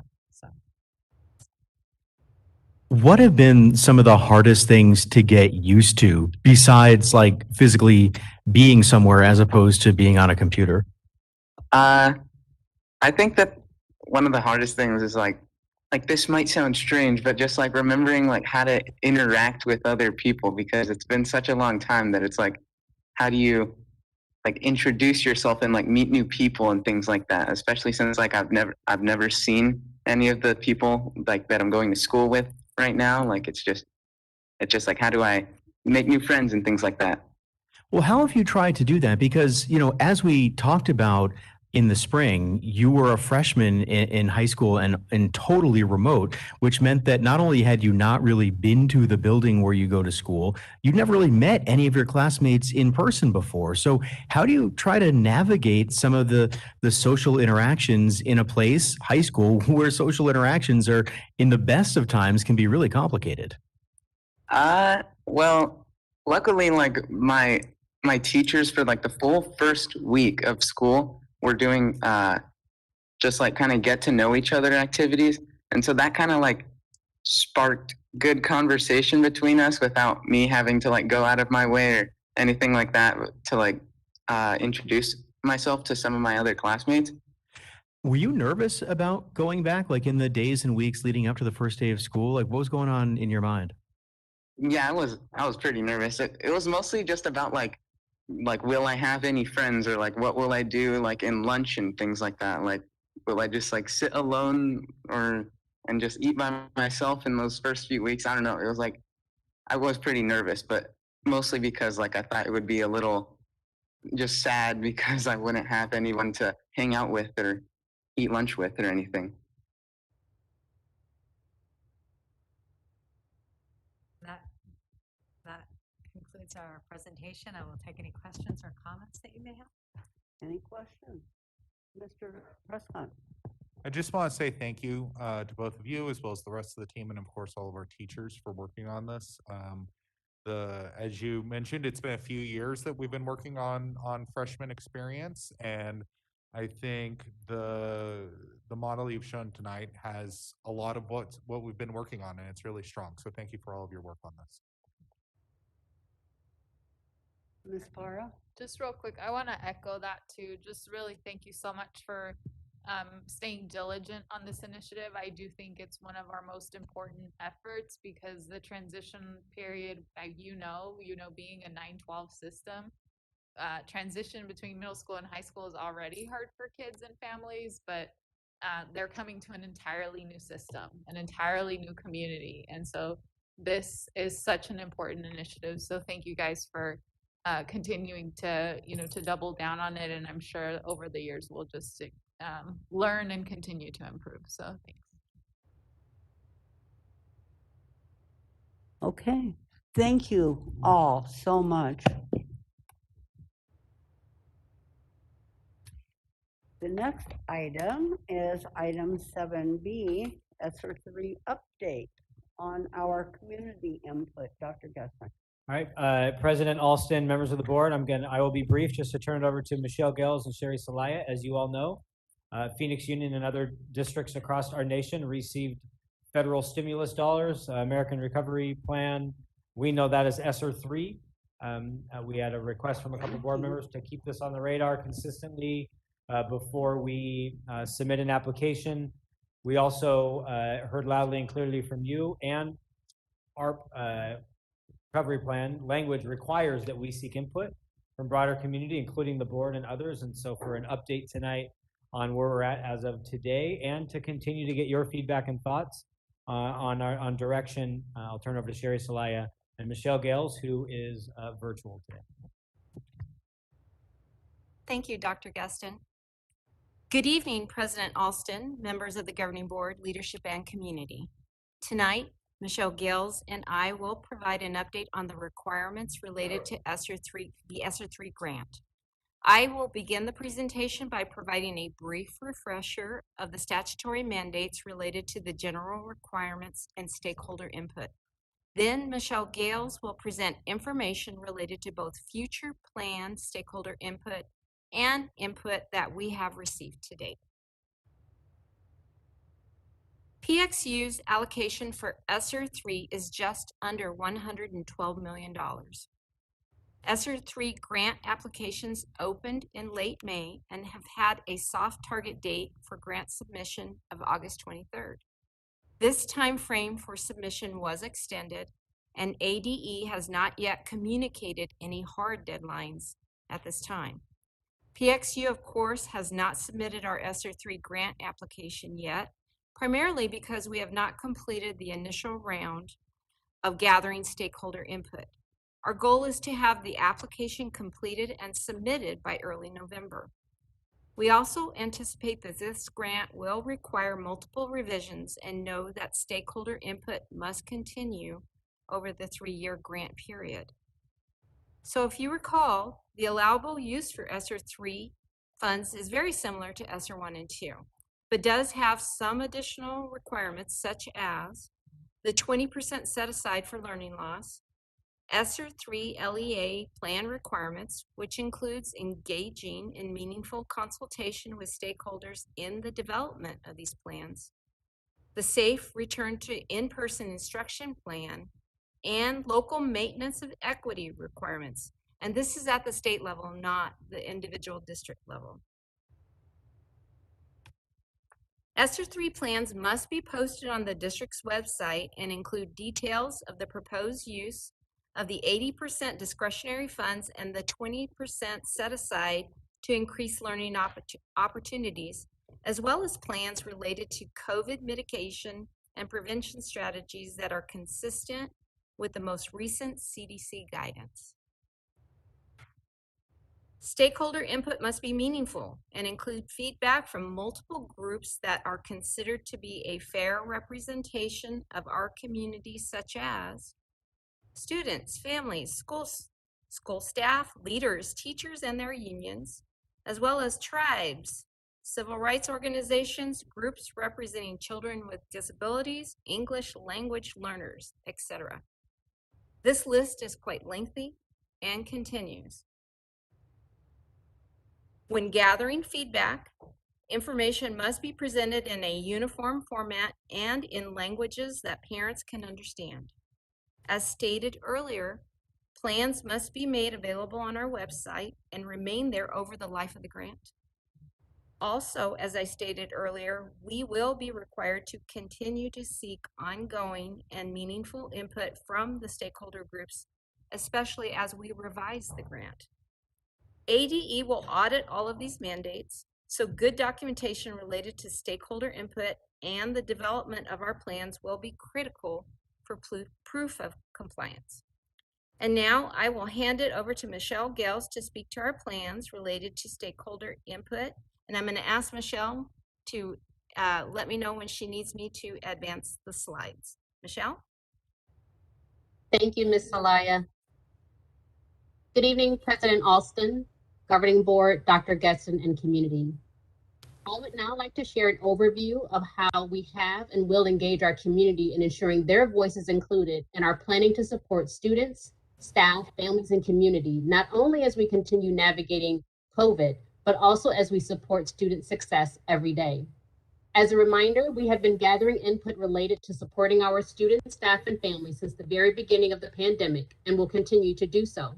You can see a list here of examples to that effect that includes, but is not limited to, every student every day, where every staff member reached out to every student to understand their needs early on. Task forces and committees for return to in-person learning. Dr. Geston's weekly meetings with K-8 superintendents, and the governing board standing agenda items for COVID planning every month, just to name a few. Next slide, please. We will spend the next few minutes looking at our current and future efforts to continue to gather feedback. As a reminder, knowing the importance of gathering input for ESSER 3 grant proposal, we did attempt to hire a consultant to manage this process.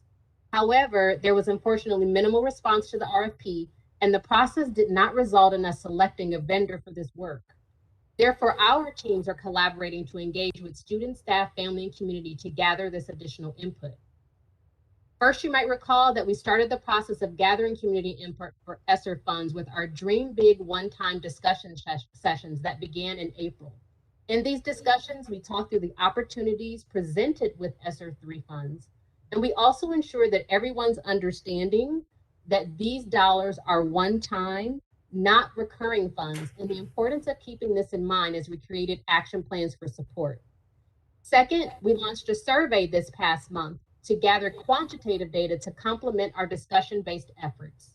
We will talk about the results of this survey a little bit later in the presentation. We also knew how important it was to ask our students directly what they need when they return to school on August 2nd. Because of this, our team actually launched a student needs assessment survey at the start of school, and we're in the process of gathering and analyzing this data. We will be building on the students' needs assessments and surveys by conducting district-led student focus groups on every campus on September 16th. Next slide, please. There are several additional strategies we will be focusing on in the upcoming weeks.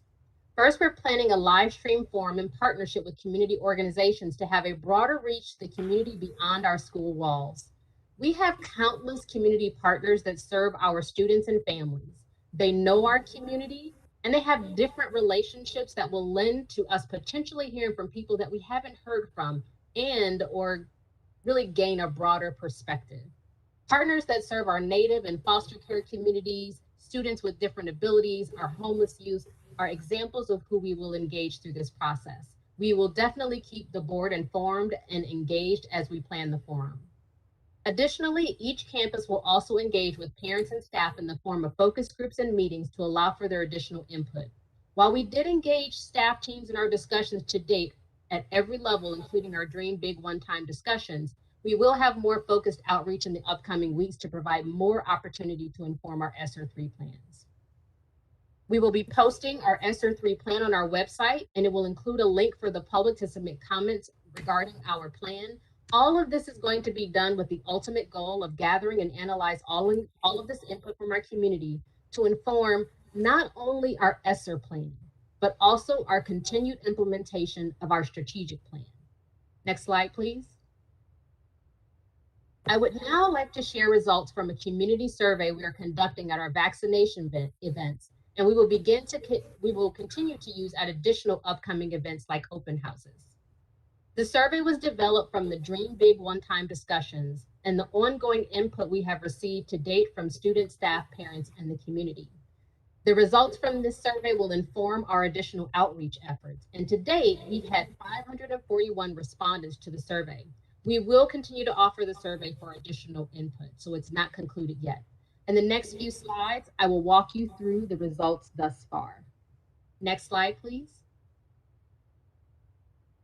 So we're going to go through a few graphs here that represent the data that has come back from the survey. First, we wanted to get a sense of who was responding to the survey and how many PXU students were reflected in the responses. As you can see, there's a pretty even distribution between students, parents, and community members responding, which we anticipated because thus far we have been using this survey at our vaccination events. To date, you will notice that there are fewer staff that have participated by nature of where the survey has been offered to date, but we will have more intentional outreach to staff that I'll touch upon later. Of all of the respondents, 358 students are represented. Either the student was responding themselves or a PXU parent. Next slide, please. We began by asking respondents, what do students need to be academically successful? And we gave them 6 overarching themes that were drawn from our Dream Big one-time discussions. Thus far, respondents have identified access to learning during quarantining, relevant curriculum and instruction, and tutoring support and academic counseling as their top choices. These actually align to efforts that are currently underway in the launch of our teaching and learning framework, our intentional planning of additional academic support this year, and the special board meeting agenda item you discussed earlier this evening regarding HB 2862, which will allow for increased flexibility in how students access learning during quarantine. Opportunities to retake classes and earn more credits, advanced classes and differentiated learning environments were closely ranked together as well, with not too much of a spread between all 6 options. We continue to work closely with campuses to improve increased learning opportunities for our students, with one of our concerted efforts this year being focused on planning for and building our dual enrollment courses. Next slide, please. We then asked respondents about the social, emotional, and support services students need to be successful. You can see here a safe space and caring adult stands out as the most important option for our respondents to date, which is something we have clearly heard from the governing board, our students, community, and staff, and something you've actually invested in over time in the form of additional social workers and social emotional support staff, just as a few examples. This was closely followed by access to clubs, sports, and activities, and healthcare and basic needs, which were all kind of closely ranked together. As you know, governing board, we have continued our commitment to sports and activities this year, and we have invested heavily in basic needs and healthcare since the pandemic began impacting our community. We've provided tremendous support through our Falcon Center. Our social workers and liaisons provide and coordinate many basic needs for our families. We are a leader in vaccinations in our community and are beginning to provide other services at our vaccination events as well, such as other immunizations, sports and well checks, and distributing school supplies. Next slide, please. We then transitioned our focus from students to staff in our questionnaire. We asked respondents, what do teachers and staff need to ensure student success? Again, our respondents thus far have expressed that the top priority is the social and emotional well-being of our teachers and staff, an area that the board and the district has recently invested in through a staff wellness team that includes social workers to support our adults. Respondents shared that flexible options to teach students and opportunities to spend additional time with students and professional development have a similar level of importance. Flexible options to teach is again something that in the long term will be supported by your support of the instructional time models aligned to HB 2862. We also have a heavy emphasis on professional development through the significant investment of the teaching and learning framework. For example, our teachers are engaging in the framework coursework this semester, supported by their peer moderators, which includes our partners in CTA. And we also have been focusing on increased professional development for our ESP staff, something you heard earlier this evening, that you have approved a job description this evening just to support that. Next slide, please. We then asked our community, how should parents be supported? First and foremost, respondents thus far have said that increased communication with parents is critically important. That's followed by access to a variety of parent activities like parent-teacher conferences and parent education, and access to basic needs and health clinics, which were almost identical in scoring. We absolutely understand the importance of parent engagement and have ensured that this is a focus in our strategic plan. We're actually currently working with our campuses and community partners to offer more and targeted parent education opportunities where we see opportunities for growth. And we're working to build on the communication that we had with parents and families these past 18 months. We found that offering both in-person but also virtual options of engagement actually connected with more parents that couldn't make it to campus for parent-teacher conferences and other meetings. And we're talking through how to get more parents to sign up for Parent View for more quick access to communication. Next slide, please. Finally, as it relates to students and staff, we asked about the physical learning environment and technology needs. In terms of the physical environment, respondents to date felt equally strong about the importance of mitigation strategies that include PPE and improved ventilation and shade structures. This past year, we actually maximized the air filters that could be supported by our HVAC systems, but we know that continued improvement is important, and that's part of a component that we're proposing for ESSER 3 funds. And you've also tonight approved initial funding for shade structures on campuses. Flexible classrooms to support flexible classrooms follow these other two components in the survey results. And in terms of technology, respondents prioritize student laptops as a need for our students. We are currently a one-to-one district, and with the continued support of bonds and overrides, we can remain a one-to-one student district device. Respondents thus far almost equally prioritize reliable and flexible technology in the classroom and free access to Wi-Fi for students at home. And we all know how important that is.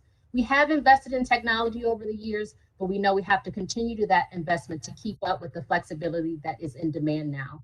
And our partnership with the City of Phoenix, our K-8 partners, and community college is well underway to provide free Wi-Fi to our network of students, our K-16 students in the Phoenix Union footprint. Next slide, please. To ensure our students, staff, parents, and community had an opportunity to share their thoughts in free form, we included an open-ended question in the survey. 191 people filled out this section, and here you can see the major themes that surface from those components. Most of the themes align with the same types of supports that surfaced during our Dream Big one-time discussions, and which were reflected in the survey responses that I talked about a little bit earlier. For example, you can see increased communication with parents and students surface as a high theme, more learning options for students. Most of those that responded this way focused on flexibility and virtual options. And one theme to note that Dr. Geston talked about a little bit early is we heard a lot about grace. Respondents said that our students have been through a lot and they're adapting, and it's important that we give them grace at this time. Finally, we also had several comments that said they had no other suggestions and actually encouraged us to keep up the good work. Next slide. So we're going to begin to close out our data here. But one of the things that we became really aware of is that we've been gathering and listening to the request of our community for support over the last 18 months as it relates to navigating COVID. And we thought it might be important to ask them if they thought our responses to date actually have been handled well. You can see the response to that question is that almost 70% of respondents thus far said yes, Phoenix Union has handled the response to COVID-19 well. Approximately 30% said they don't know, and 4% said no. We also thought it was important to see how these responses might differ based on the responder, and we found the following. Next slide, please. As you can see, responses were pretty consistent across students, parents, and staff members as it relates to the response of that question.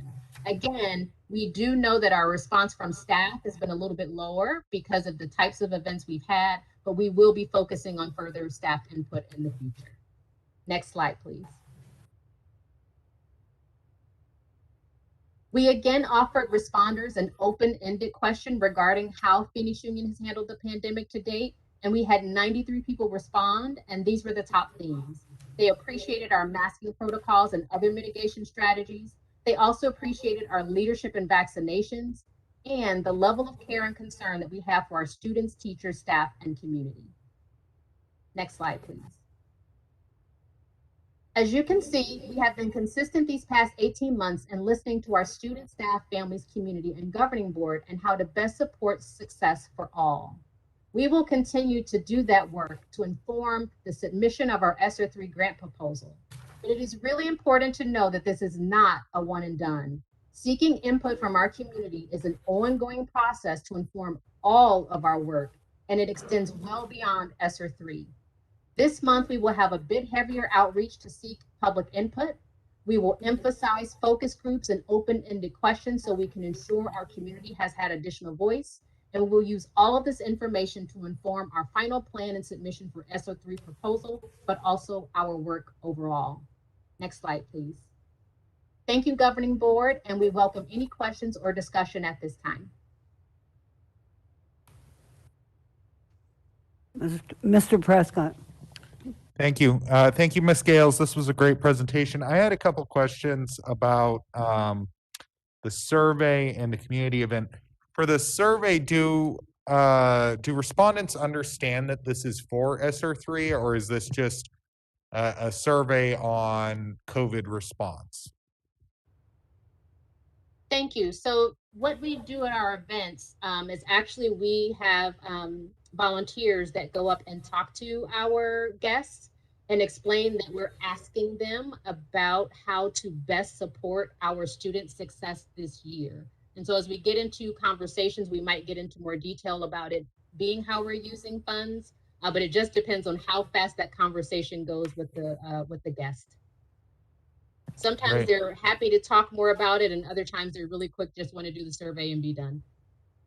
Awesome. Thank you. Yeah, no, I certainly understand that some folks want to do their surveys quickly.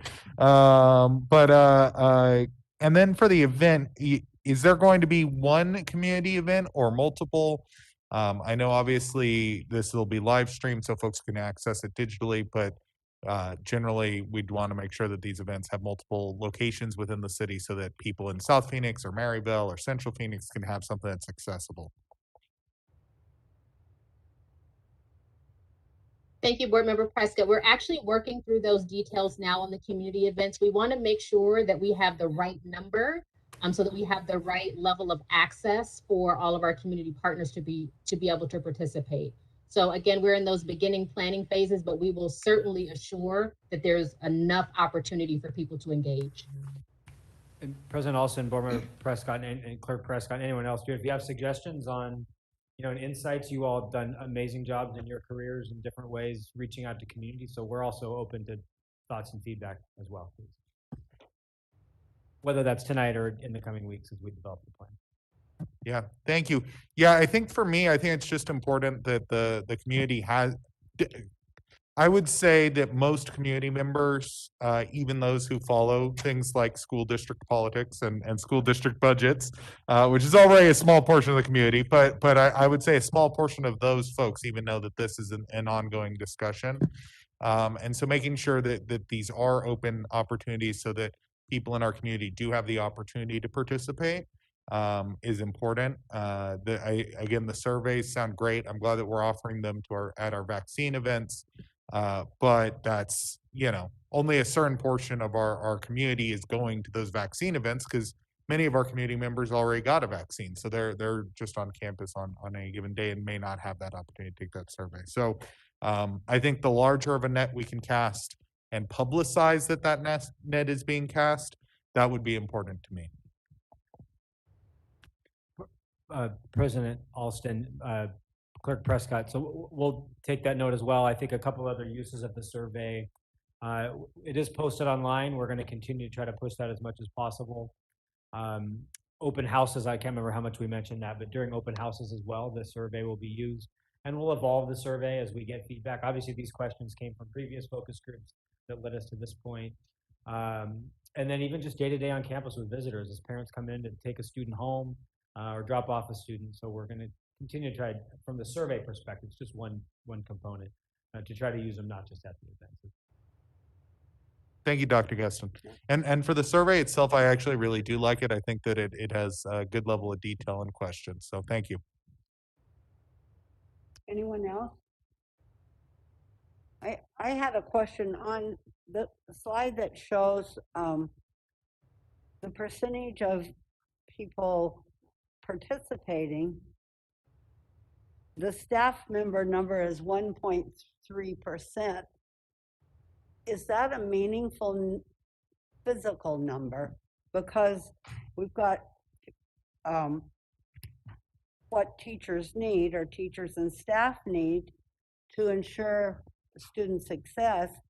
And I'm wondering if it was everybody that took the survey who decided what teachers and staff need, or is it just the staff members who participated who answered that question? President, Thank you. oh yeah, go for it, Michelle, I'm sorry. Thank you, President Alston. So everyone that took this survey, we had over 500 respondents, so I think it was 541. They all responded to all of the questions. So what was best for teachers and staff also came from students and parents and anyone that participated in the survey. Thank you. Yeah, President Alston and board, that was just for this survey. As you heard, we'll continue to do staff focus groups and staff surveys specifically for them. We were just trying to capture what the broader community thought. Okay. Anyone else? Thank you, guys. This was great. Really, really wonderful. Okay, the next item is item 9X, approval of district administration use of $200,000 annually of trust interest earnings to hire staff, pay stipends, and implement additional wellness expenditures. Dr. Geston. President Alston, members of the board, I alluded to this earlier when I answered a question from board member Ross. As you know, the board came to us over the summer talking about expanding mental health and health services for our staff. As we've talked about many times, we launched the wellness program, but that's not enough. We know that it's not just mental health, it's physical health, professional health, financial health. There's a lot of work that needs to go into employee wellness. We had suggestions such as Board Member Prescott talked about his work, where they had reimbursements for expenses, medical expenses, if they went and bought weights or equipment, that they could be reimbursed for that. And so we took all that information back. As you know, Phoenix Union launched a medical benefits trust a couple of years ago that is very healthy. It's doing very well. It was a tough healthcare year, to be really candid. It was our worst year when it comes to the trust, but the trust is still a very healthy trust, financially speaking. And the trust board, we went to them with a recommendation. The trust board has approved. We're bringing to you $200,000 a year just from interest. So not touching the principal of the trust, but just from interest, $200,000 a year. And that would allow us to do a few things. Number one, hire another position, a leadership position, so that we could actually have like a wellness manager or wellness director. Right now, it's just under the direction of other staff members. Also to bring wellness ambassadors so that each school could have wellness ambassadors, as well as some other opportunities, including reimbursement for some expenses. And so tonight, based on your feedback, we bring to you this particular item to approve the use of interest every year, because ultimately the Medical Trust Board is a recommending body to this board. And so we bring to you $200,000 to continue to invest in wellness for our staff. Any questions? Mr. Prescott. Thank you, President Alston. I think this is really great. Again, thank you to the team for their work on it. Quick question on my end, and maybe I'm doing the math in my head here wrong, but if every staff member took the reimbursement with a $50 reimbursement, would $100,000 be enough to cover it? And yeah.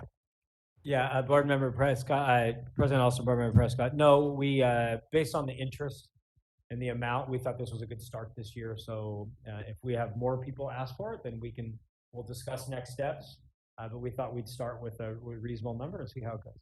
Trying not to dip into principle of the. Okay. Is there a motion to approve the use of $200,000 annually of trust interest earnings for employee wellness related expenses? And is there a second? Second. A motion has been made by Ms. Ross and seconded by Mr. Prescott. Is there any discussion? On the motion, those in favor, please indicate by saying aye. Aye. Aye. Those opposed, please indicate by saying nay. Any abstentions? The motion carries. The next item is 11A, discussion of the Phoenix Union High School District redistricting process. Dr. Gibson. All right, President Alston, members of the board, tonight for a very brief presentation on redistricting. We promised you we'd bring back every month an update, and so Eileen, not a lot has happened, although a little bit of good news are on the vendor. Eileen Fernandez, our general counsel.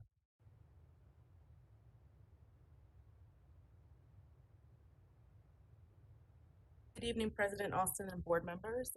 I do have just a brief update for you since our last meeting on what we're doing with redistricting. Tonight, you chose the consultant, MGT, so we will be reaching out to them as soon as possible to start to get the process started. With regards to the letter, if you recall, the last time we met, we spoke about filing a stipulated motion with the court to address the impact. I'm sorry, to address the late census numbers that we're going to be receiving, that information that we're going to be receiving late, and to discuss the impact that will have on our timeline, as well as our obligations under the order. So a letter has gone out to all of our opposing counsel to discuss the opportunity of joining with them on a stipulated motion.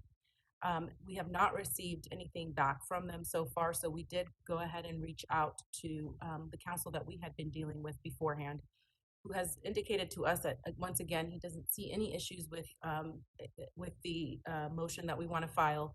has indicated that they don't think there will be any opposition to it. So what we've done is we've started to draft the motion so that we have something on hand ready for when we do receive feedback from the attorneys that we've reached out to.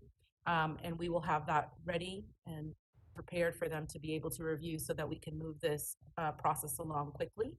And hopefully we'll be able to truncate a little bit of that time that we are going to have to spend to get this process resolved and done. Dr. Gesson? Yeah, no, President Austin, the board. So now that we have a vendor, first time we sent the RFP, had nobody submit. We're able to select a vendor that's done a lot of redistricting around the country, and we feel is really equipped. They may have to tap into some local knowledge as well, but you'll start to see a lot more movement over the next month now that we finally hired a vendor. Okay, thank you.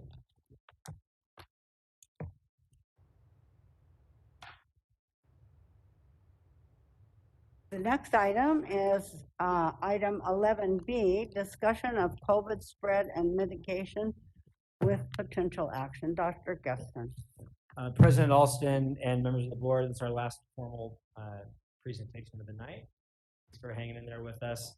As we have done every month for the most part since COVID, has brought to you an update on the spread of COVID, mitigation measures, et cetera. So I want to spend a little bit of time, and then tonight you see that this agenda item talks about potential action should the board so choose, and you'll see thoughts from our executive team about a potential next step based on feedback.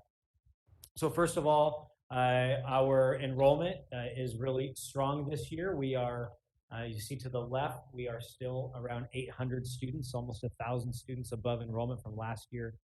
Very excited that we are up in every single grade level. That's great news for Phoenix Union.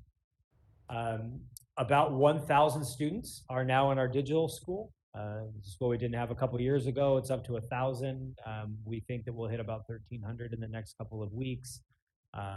It was Happy World Distance Learning Day across the planet last week, and are really proud of the work at Digital. We've got a long way to go to really build a robust online school, but are very excited that now 1,000 students have chosen PXU Digital as an alternative. Spread of COVID is still bad in our zip codes, as you see. And still 32 of 32 zip codes are in substantial spread. Continue to monitor that really closely. Phoenix Union is also very transparent with our COVID cases and our quarantines. In fact, a couple of weeks ago, we even restructured our website to make it even more clear so that the public can have great confidence in the number of active cases and the number of quarantines in Phoenix Union. And so at pxu.org, there's a banner up top that says all things COVID. It's really easy to find our numbers. And what we do is we publish 4 weeks of data. So you can track the number of active cases on our campuses, as well as the number of active quarantines on every campus. And so we encourage the general public, the board, we update this every week.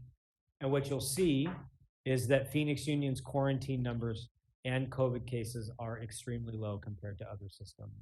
And that is largely due to our mitigation measures that we focused on in Phoenix Union. One of those is, of course, the vaccine. We have many partners that are helping us to not just bring vaccines to Phoenix Union, but to really educate our community on the importance of the vaccine, what it is, what it isn't. And so we are, although we've done some work with TAPI before, which is the Arizona Partnership for Immunization, they have agreed to come and help with medical information. And so as an example, when we do open houses, they, without a cost, have medical experts come to our schools to meet with parents that have questions about the safety of the vaccine, about mitigation measures.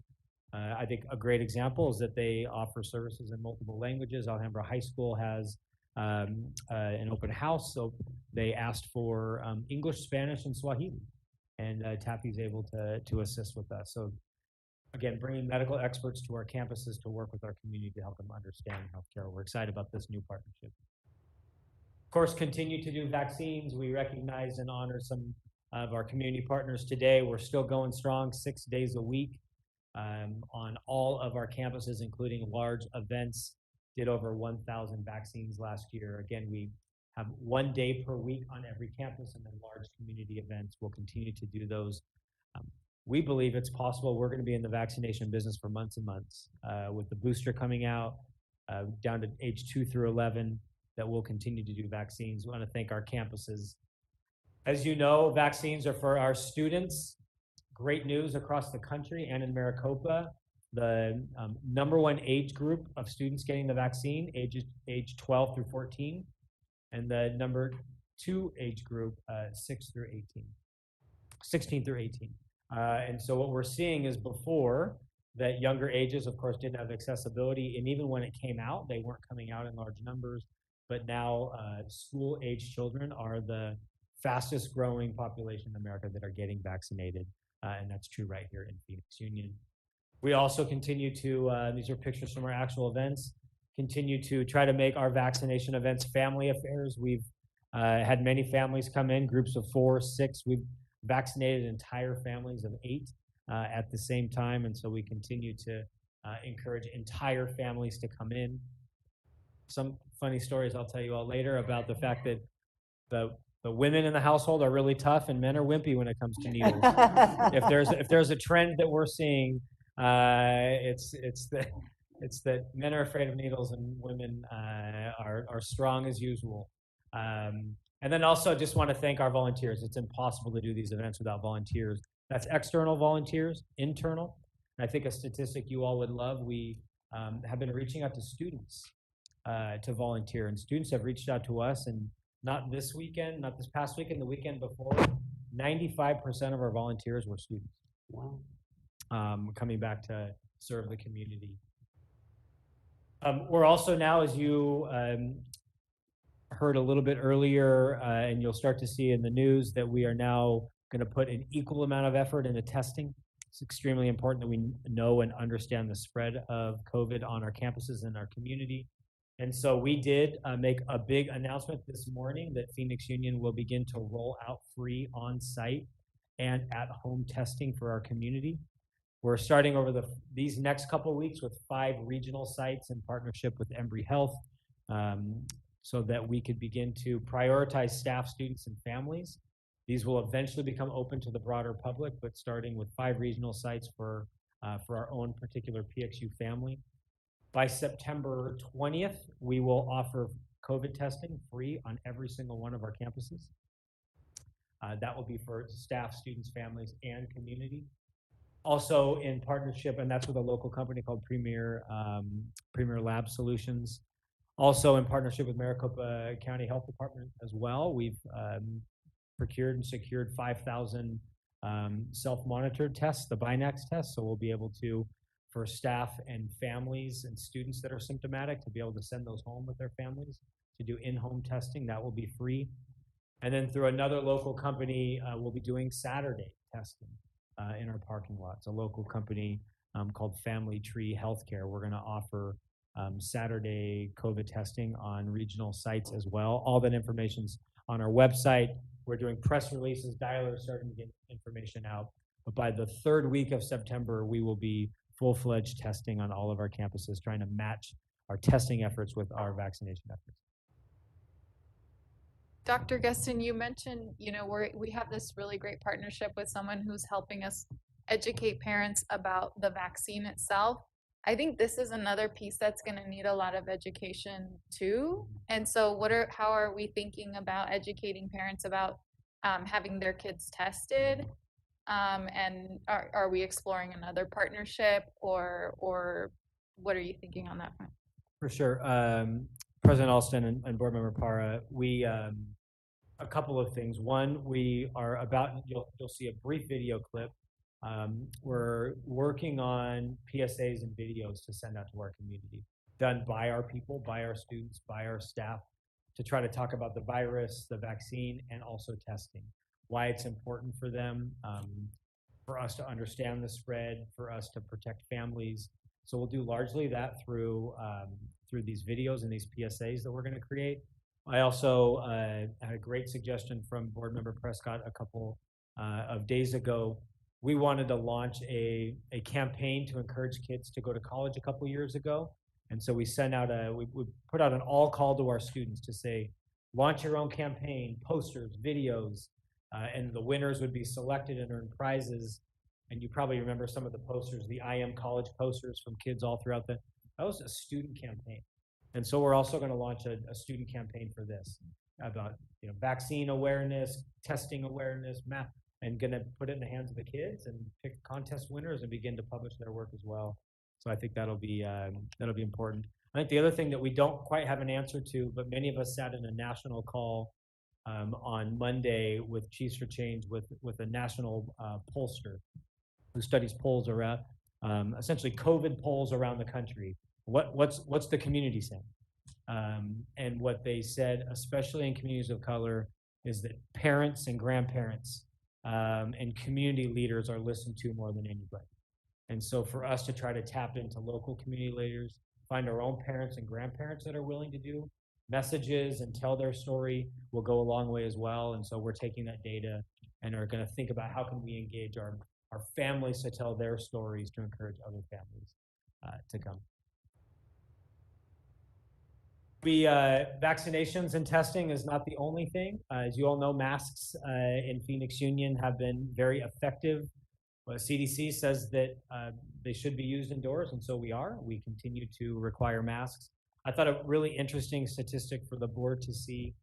We have a computer program. I think I shared a data point earlier, where anytime we're in the media, the program is able to capture how many people saw it, what the value of that is. I shared a statistic earlier, but today, based on our masking protocol in Phoenix Union, as you can see barely up there, stories that have been done about Phoenix Union's masking protocol or requirement has reached 2.3 billion people and has brought $25 million of free media to Phoenix Union. Is that amazing?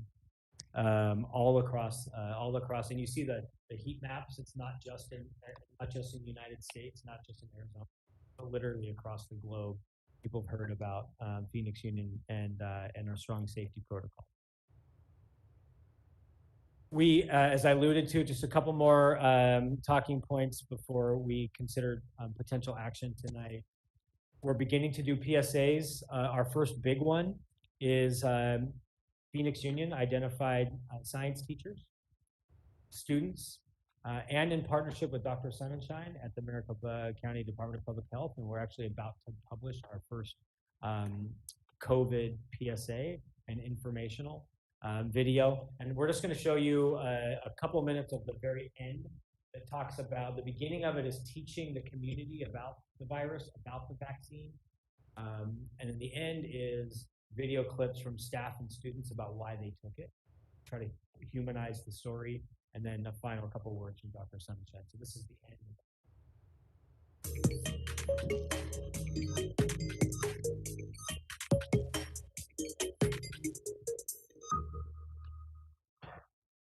I got vaccinated in order to protect myself and those around me. I got vaccinated because I had ovarian cancer when I was 26. And I remember being in the hospital and staring at the ceiling at 3 a.m. one day and just really being afraid that I was going to die and thinking about how much more life I had to live, how many more things I wanted to do. And I rolled over and I could see my mom, who was asleep for the first time in probably 3 days. And I could just see the stress and the sadness on her face about how worried she was that I was going to die at such a young age. And, that wasn't very long ago. And I don't ever want to put her through something like that again. I think it would help protect family, the younger kids around you who cannot get the vaccine. It'll help the older people around you who are more prone to get the coronavirus.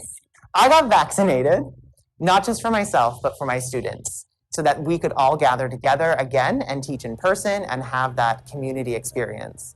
But I also got vaccinated for personal reasons. My brother had a daughter last year, and so to see my niece, I needed to make sure I protected her since she can't get the vaccine. My mother is immunocompromised. And then my dad and grandparents all still live in Canada. So without that vaccination, I would not ever be able to cross the border to see them, especially if there was an emergency. And so for me, it's not just myself that I'm trying to protect, it's everyone around me. And if they can't get that vaccine, then it's my job to help make that easier. We are the new generation, and it is important for us to be a good role model for everybody that are looking at us. I chose personally to get vaccinated because I wanted to obviously keep myself safe, but most importantly, the vulnerable members in my family safe. And obviously, as a passionate teacher and coach, I want to continue to do those things in person.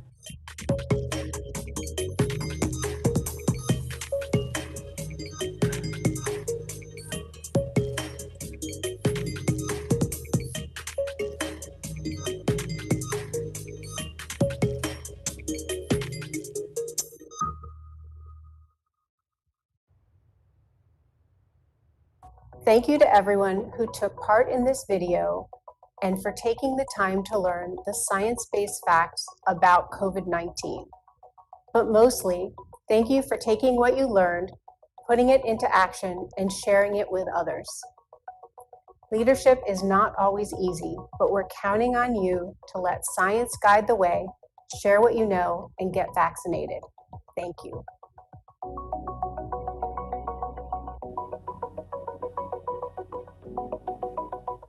That was What have been some of the hard? That was Dr. Sonnenschein, our county health director, who partnered with Phoenix Union. Again, the beginning of that video was some of our science teachers talking about the science of the virus. The last thing that I want to talk tonight with the board is that many of you have asked us to talk about what's the future of vaccines. As we see across the country, there are companies that are just continuing to encourage. There are companies that are now moving toward incentivizing it. There are companies that are requiring, companies meaning institutions, businesses, organizations, et cetera, that are moving toward a requirement. And there's also other organizations that are disincentivizing not getting it, raising insurance rates and premiums for people that are unvaccinated. There's a lot happening across the country, and many of you asked us to think about what could some next steps be in Phoenix Union. And then what does that mean for staff? Is that different for staff than it is for students? What does that mean for extracurricular activities? If you're going to engage in clubs and sports and arts, could or should those be different expectations? And as you all know, for months, Phoenix Union has just taken the posture of strongly encourage and provide easy access. What we've heard based on feedback, I had a chance to make it to every board member. I had a chance to talk to our associations, students, et cetera, tried to summarize what we think we've heard to this point. Number one, we feel like there's more urgency than ever to try to increase our vaccination rates. As we see the spread of the Delta variant in our community, that we need to do all we can to minimize spread, infections, and quarantine. One question that we constantly get is, do we know how many staff and students are vaccinated in Phoenix? And we don't know that exact number yet. We did one optional survey. We had about 500 people take it. The rates were really high. Nearly 90% of the people who took the survey had gotten the vaccine. There was a lot of confusion around, can you even ask that question of your employees? There's an executive order that says you can't require evidence. There's also an executive order that says, but it doesn't say you can't ask, it just says you can't require the card. It also says that your vaccination status cannot impact your employment. Again, doesn't mean you can't ask your vaccination status, it just can't have an impact on your employment. But there was a lot of confusion of could school districts even ask or require your vaccination status? But we can. We've had enough legal opinions that we can ask. We also know that the science is really clear that communities, hopefully our planet, but communities need to get to 80–85% vaccination rate to really control the spread of the broader community. And as you all know, that the Delta variant is very aggressively attacking vaccinated. Right now in hospitals in America and here in Maricopa County, 97% of all people hospitalized for symptoms of COVID are unvaccinated. Almost 100% of all people in hospitals today with COVID are unvaccinated. So getting the vaccination rates as possible should be our target. So based on that, Phoenix Union is bringing to you tonight's possible action. What we think is what we've heard from the broader community, including conversations with many of you. It's there's not full agreement on exactly what to do, but bringing to you what we think we've heard. First is that there's a strong need for a campaign. We've never set a goal, right? We've just continued to push and access. We've never actually published a goal. We've never actually said we want to get to 80%, get to 85%.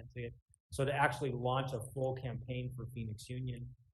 And so one, we believe it's time for us to do that, to right now in the spread of the Delta variant that used the month of September and into October to launch a massive campaign.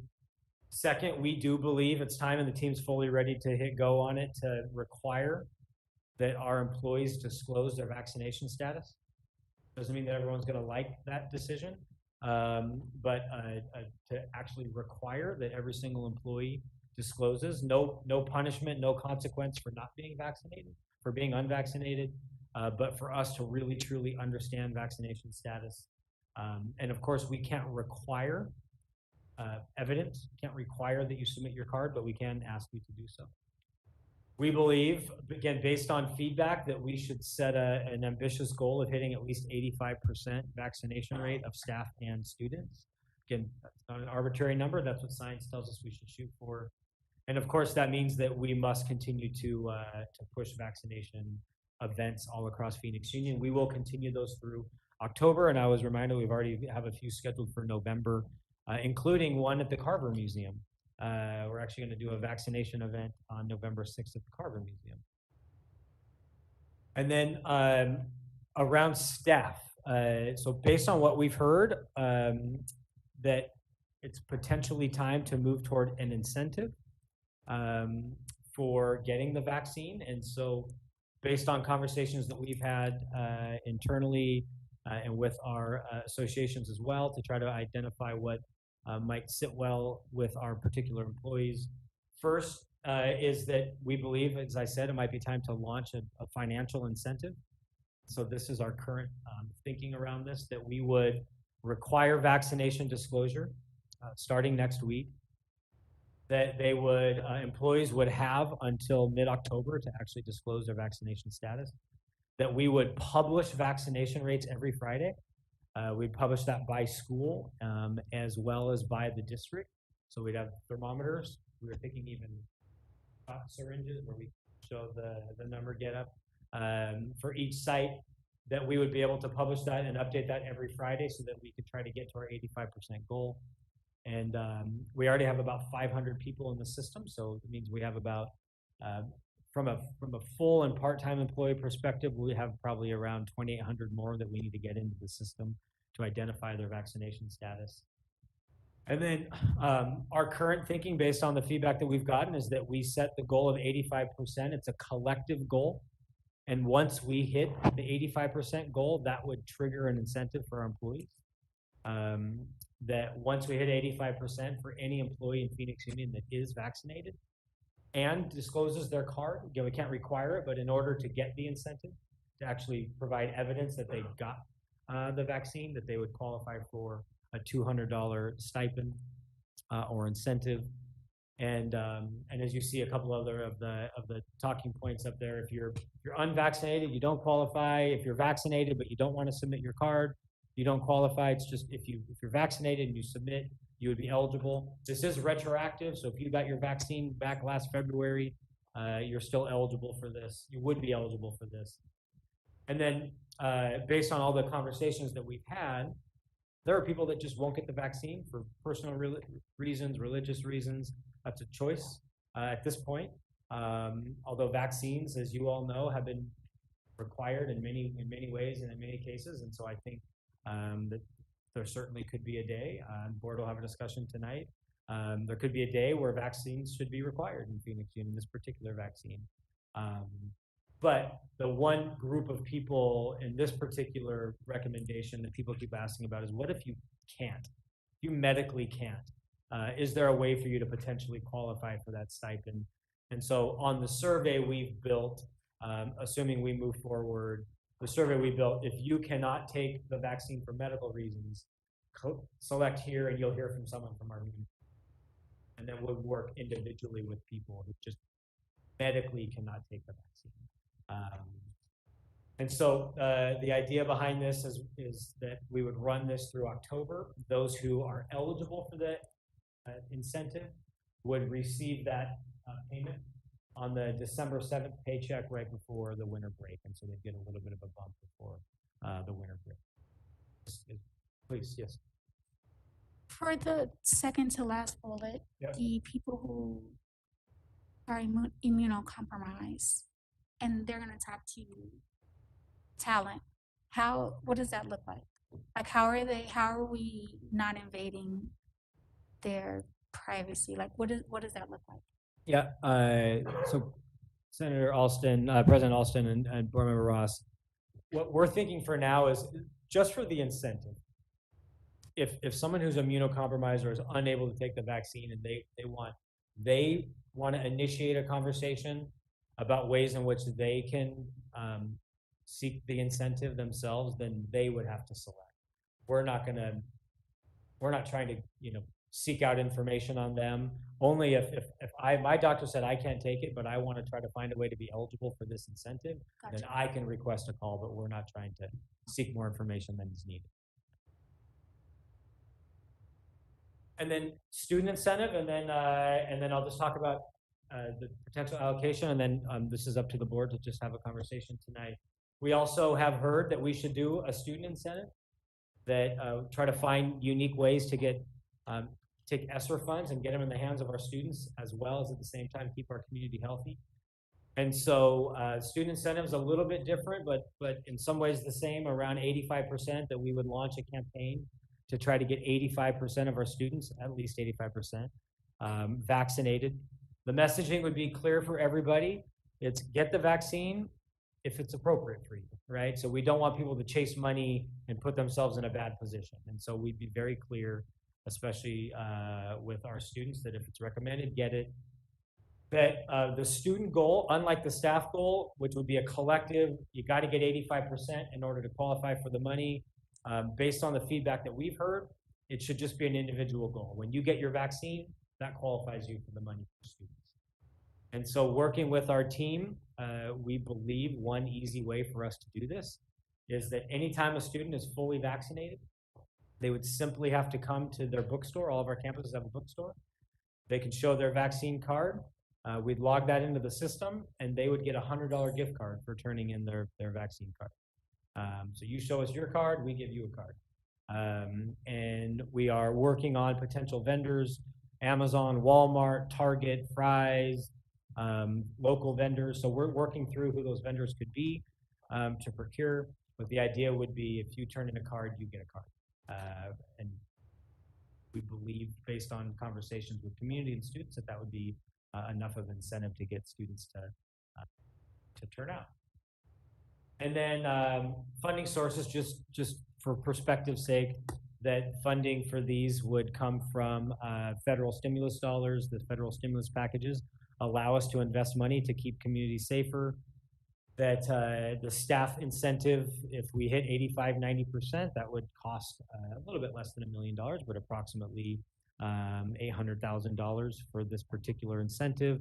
And then to put $100 into the hands of our students would be a little bit less than $3 million. For the full budget for this out of federal stimulus dollars would be $4 million for us to launch this program. So ultimately, again, based on feedback from you all, we sought out to find out what's the next step for Phoenix Union. Is it time to require, incentivize, or are we fine as is? We believe, based on feedback, this is the right next step, but would love to hear from the board tonight around, is there a time in which we move toward mandate or requiring it? Are we fine just encouraging it? Is it time to move toward incentive? So I would turn it back to you, President, and happy to entertain any discussion tonight. Thank you. I'm sure a lot of us have questions. Ms. Ross? I don't know. I would say torn. Dr. Gaston, you and I talked about this. just because COVID and the vaccine has been so politicized,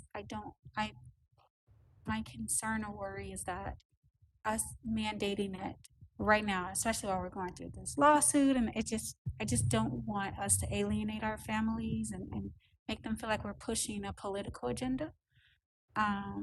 So that's one side. I said I'm torn. The other side is I do feel like everyone who can be vaccinated should be vaccinated. So I'm torn. Who else wants to speak up? Should I just go around the room? Mr. Prescott, you want to go? Sure. Thank you. I think an incentivization model works now. I think that we should, obviously there's different legal and community support metrics to keep in mind as we consider any sort of requirement. And I think that is something that we should keep on considering. For me personally, I definitely think that people who are eligible and who can do it safely should go ahead and get a vaccine. I think that, at this point, COVID has taken more American lives than were lost in pretty much every major war except for the Civil War. And I think of the urgency and the duty in which our country responded to things like World War II, or even to 9/11 with the war in Afghanistan just wrapping up. And we don't have that here. Instead, most Americans are treating this as something that just is happening. And so I do think that there is a need for folks to step up and to do their part and to protect other lives.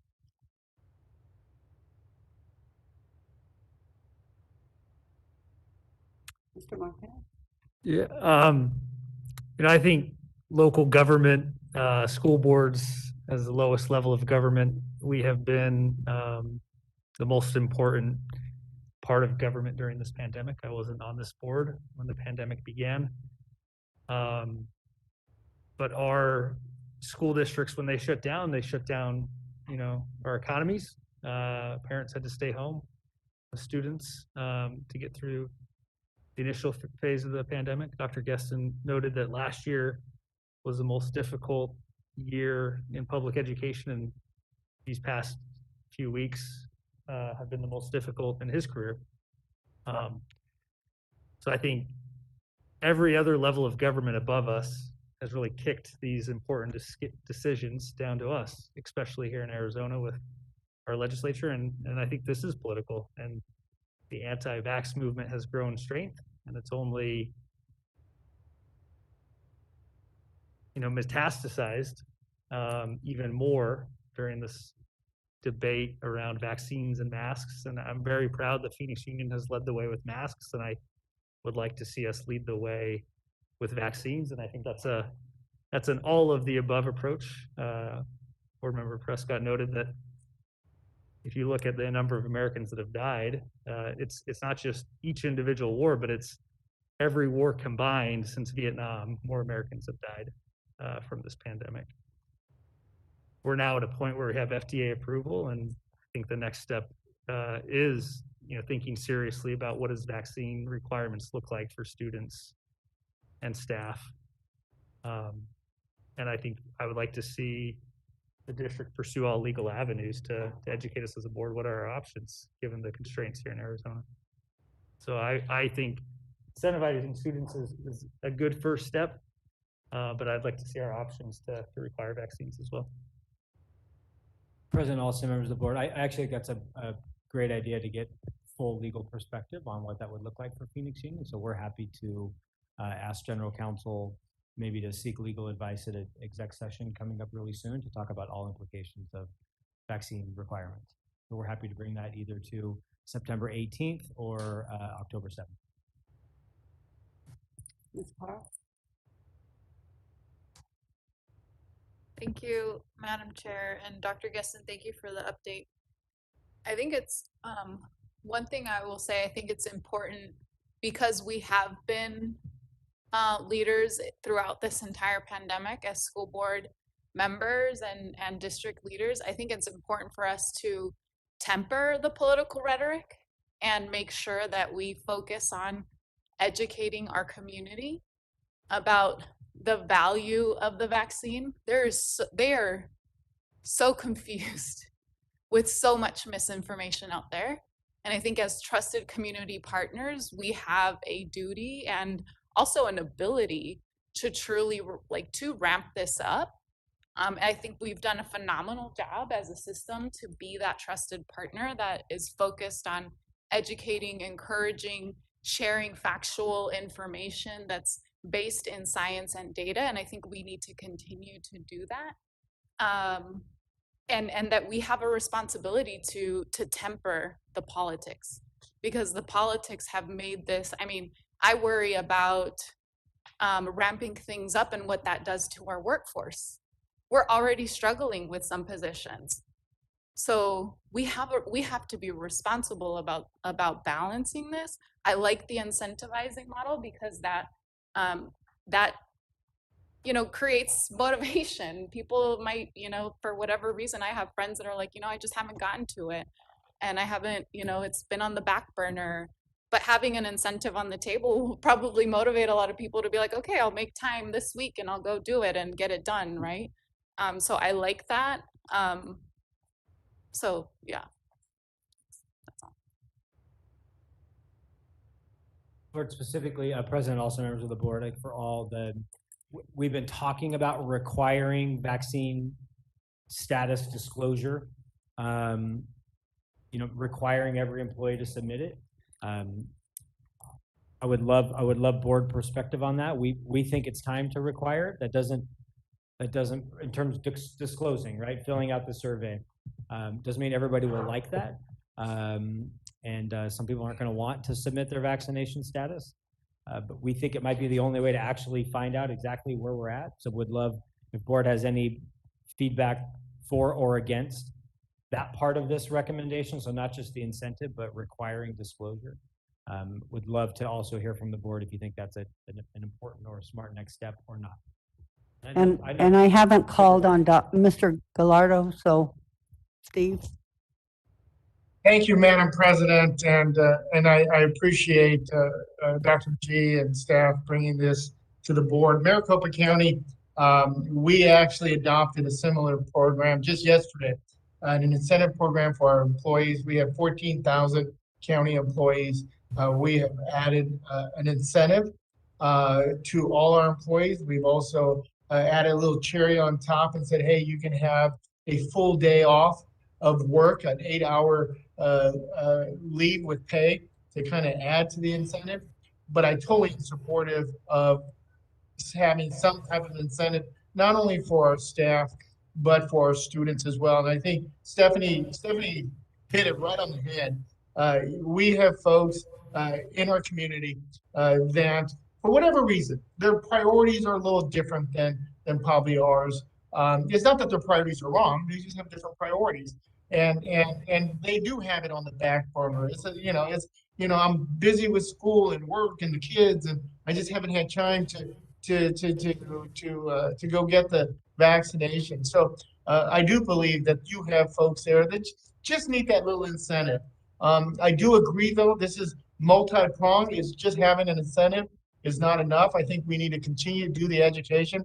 I think many of you on the board had mentioned a lot of the politics and the false information. Guys, I'm on a board with 4 Republicans and 1 Democrat. I'm the only Democrat. And this was a no-brainer for us when it came to the incentive. It is too important for us to be able to protect not only our employees, but the public. This is a life and death situation. This isn't about dealing with students with head lice or bed bugs. This is about life and death.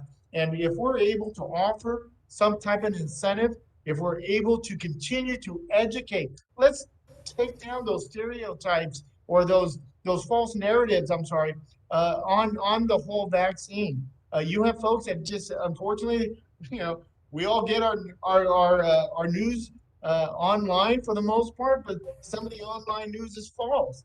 the unfounded conspiracy theories and unfounded statements. We got to knock them down and continue to educate our staff, our students, and the general public that the vaccines are safe. We encourage it, and this is the one way to protect not only themselves, but their families, the students, and the community. So continue to educate. That is a reoccurring effort that we just have to continue on. The other is the pop-up vaccination sites. And I know Phoenix Union has just done a remarkable job. I saw something on social media about a vaccination site at Metro Tech. A couple of weeks ago, I believe there was like 1,000 students that got vaccinated.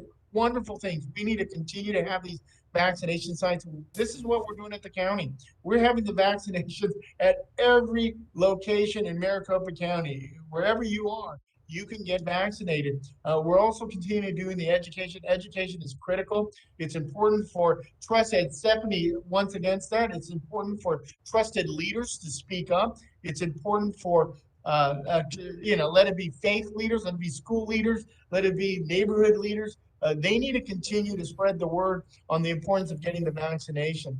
I don't think I'm quite there yet on the mandatory vaccination, and not that I'm opposed to it, because I think this is so critical. This is public health, but I think let's start with some type of an incentive program.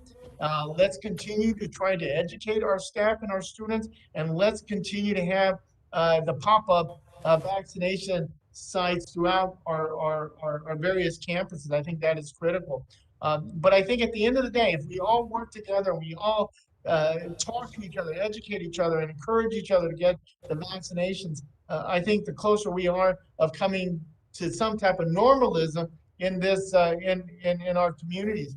So I am very supportive of the proposed plan that's been presented by staff. I think this is the first step, the right step.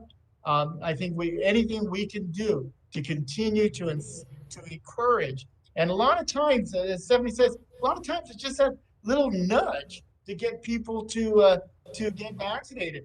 You know, folks have different priorities, and not that their priorities are wrong, just they have different priorities. And if we can do something to encourage it, I'm all on board. So thank you, Dr. G, for bringing this forward. Very supportive. And I think it's a good idea to ask legal counsel in terms of a mandate, what that looks like. Is that even constitutional? I mean, and there's a lot of unanswered questions. We had similar questions at the county, but we also did, like I said, we did have a incentive program for all 14,000 county employees, and we're hoping that many of them take advantage of it. So with that, Madam President, I'm very supportive of the proposal that has been presented. Thank you. President Alston, if you don't mind, yeah, I would like to say that I'm really happy with what I saw in the presentation, with what you all have come up with as far as the steps. I agree with Supervisor Gallardo that I'm not quite there yet as far as mandating, and I think I'm not opposed to it if we need to, but I think if we do the incentives and the requesting, that we'll see how it goes, and I think we'll get a lot of the information that we need and want over the next couple months if we handle it that way. As far as disclosure is concerned, I think we need to do that. It's going to make some people unhappy because they don't want anybody knowing any of their business, but I think that we have a higher responsibility as it relates to the well-being of our community, and both our small community and our larger community. So I think we might get a little pushback on that, but I think it's one of those painfully necessary things that we need to do. I think the incentives are very, very generous, and I think that because they are, that will work for both our staff and our students. One of the things I wondered about is about having a competition between our schools. When we do spirit thing at the opening of school convocation, schools go all out.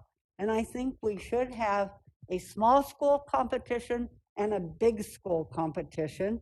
And we need to find the right incentive for that. And maybe it is, well, no, I guess it'd be against state law to give a free day off and count them as present, but we could figure something out. Maybe a really fun day at school. Then the other thing I'd like to talk about is pushing the notion, as Steve mentioned, of protecting our families. I just spent 3 weeks with my youngest grandchildren who are 18 and 19 years old. And they are very protective of me. And I think that they're the same age group, a little older maybe, of our students. But I think what we'll find is our students are very protective of their families and particularly of their grannies.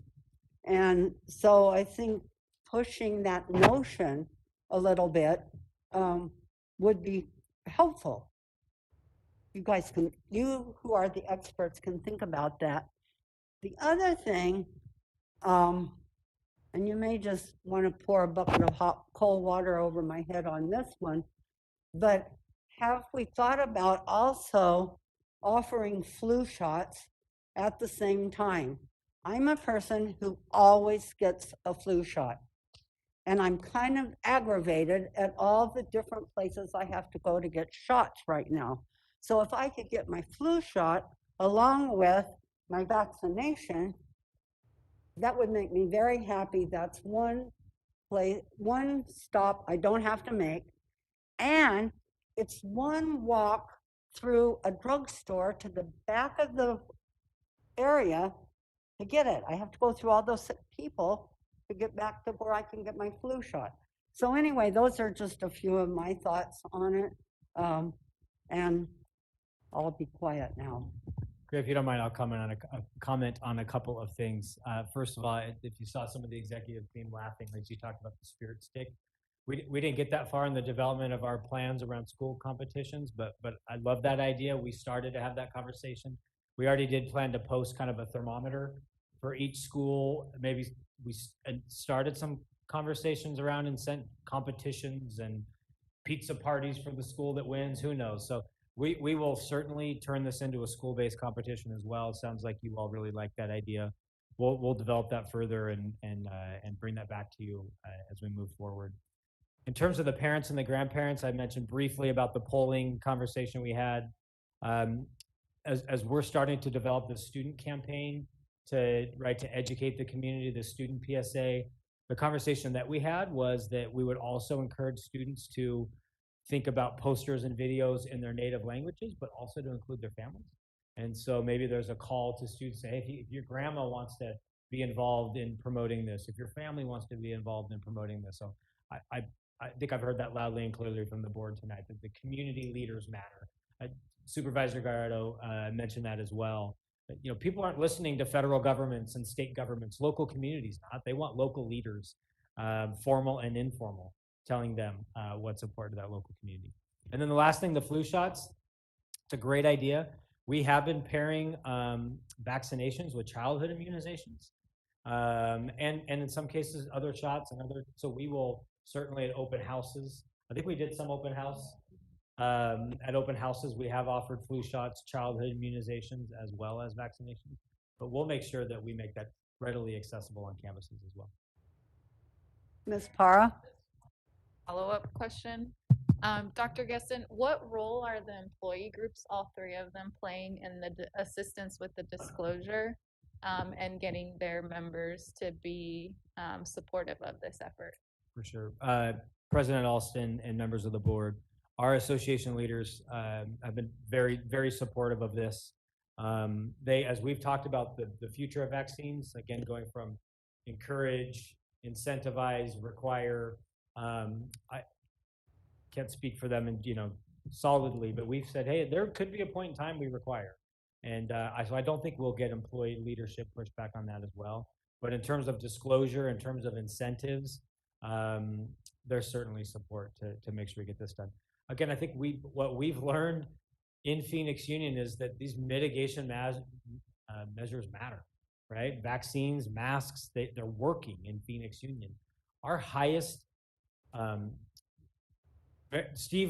Supervisor Gallardo and I had a conversation. Maricopa just did an amazing presentation on spread of COVID in schools. And I don't know if you'd rather tell the story than me, but the difference between masked and unmasked, if you don't mind, President, I'd love to have Supervisor tell that story.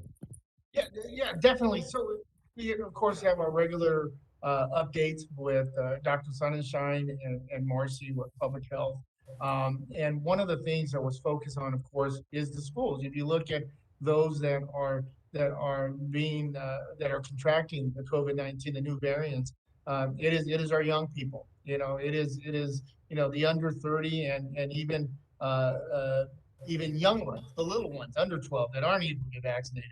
So they had a diagram, and I'll share it with you, Dr. G. I apologize, but I think I was supposed to do it a couple of days ago and I forgot, but I'll share it with you so we can email it out to everyone. And it's a map of the county, and the county is broken up by different school districts, elementary and high school.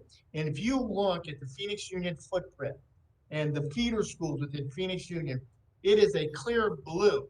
If you look outside the footprint of Phoenix Union, you will see all the different outbreaks in the various school districts, those school districts that, for whatever reason, decided not to have a mask mandate, wanted to make it volunteer. They're seeing it in the data, and it was real refreshing. I was so pleased and honored to say, hey, I'm a member of that school board that had the courage and understood the importance of wearing a mask and said, you know what, we don't care what folks may think at the Capitol. We don't care what some of the naysayers may say. We're going to do what was right for the students, the staff, the general public, our parents. We're going to do what's right, and we're going to do everything we can to protect them. And it shows in the data. It shows in just a simple map showing where the outbreaks was. Phoenix Union, feeder schools, remarkable job. They followed, they listened to the experts, the medical experts that said wearing masks works, and it shows it just in that one little data. I'll share it with you all. I'll send it to Dr. G and he can spread it out to everyone. But that's something that we can really be proud of. Excellent. Thank you, Supervisor and President Alston. And back to Board Member Parra's comment. I think what we've heard from our associations is they just want safe schools, right? And they want to partner in safe schools. And whatever that means for masks, for vaccines, incentives, they want to partner and have been very, very supportive. President Olson? Aaron? So just a follow-up question on the disclosure date, October 11th. Is there a chance that that could be moved up so that we have those results by October 7th, the next board meeting? And then also talk specifically about staff disclosures. I believe there were some conversations previously about student disclosures as well. Could that be included by October 7th? Yeah, so President Alston and Board Member Marquez. So the Monday, the 10-11 date is because our board meeting falls in a fall break. And for people that haven't gotten the vaccine that maybe don't go get it this weekend, but wait till the next weekend, we needed 3 weeks later because Pfizer's a 3-week. So that date was, we were trying to, if you look at our initial, we were trying to get all the data back by the board meeting. And just from the timeline's sake, but we're happy to go back and decide, is that enough time, and try to get that before the board meeting. We're going to publish really hard, assuming the board likes the idea. You all will hopefully make a motion at some point. We'll push really hard for early disclosure as those, because what I think will push it early is if not only schools that hit 85%, maybe the first schools that hit it. So that might push these numbers up really early in terms of disclosure. But we're happy to bring it back, Board Member Marquez, and see if there's a way to speed up that timeline a little bit to have much better data for you all at that October 7th board meeting. But it's fall break and the 3-week span of vaccines that led us to that date. And our students also. Oh yeah, sorry, I apologize. So students, our team is working on how could we require that through the system. Right now, what we know is through the disclosure of their cards when they come to the bookstore. We can put that in our, without talking about all the behind the scenes software stuff, our bookstores use software called InTouch. That software talks to our student data system called Synergy 3 times a day. So every time the vaccination status gets put in InTouch, it'll show up in Synergy, and we'll be able to build the database. We're hoping that through this campaign, it'll get us to 60, 70, 85%, and then maybe think about how to capture the last 20, 30%. But we're working to see if we could do that directly through ParentView, through Synergy. Our computer systems are a little challenging, but we're still talking about requiring it for students too, but thought we'd at least start with turn your card in, put it in InTouch, start to build the system from there. And then Please. lastly, could you speak directly to extracurricular activities? I know you've mentioned some of the football teams have already had outbreaks. And I think for the board, I'd like us to think about, treating our student athletes and our extracurricular activities the same way colleges and universities and professional sports teams treat their athletes. And maybe it's not an initial requirement, but if you're vaccinated or you take twice-a-week testing in order to be part of our extracurricular activities. Yeah, President Alston and Board Member Marquez brings up a great point. What we've seen across the country, professional sports, collegiate sports, is that they're high contact and therefore high spread. And so the one way to keep them healthy and to keep them in season is they've been requiring vaccines. We've met with our coaches and our athletic directors. They've told us that they would love to start with incentives and strongly encourage before moving to required, fearing that they would lose a percentage of their students because their families wouldn't let them take the vaccine. They're worried that right off the top they'd lose 10, 20% of their athletes because families wouldn't let them take it.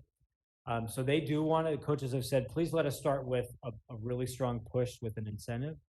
But we do know, based on a little bit of legalities that we do know, that in Arizona, it would be legal to require, based on the initial analysis, we could require vaccines for extracurricular activities. Currently, what we think we know is that the ability to mandate vaccines or require vaccines in Arizona is prohibited in in-person learning, but not necessarily in extracurricular activities. So we think that it could be a possibility. But our coaches have said, let us start with strongly encouraging and move toward this incentive. What I did hear you say, and we'll bring back to our team, is what would it look like to do consistent testing?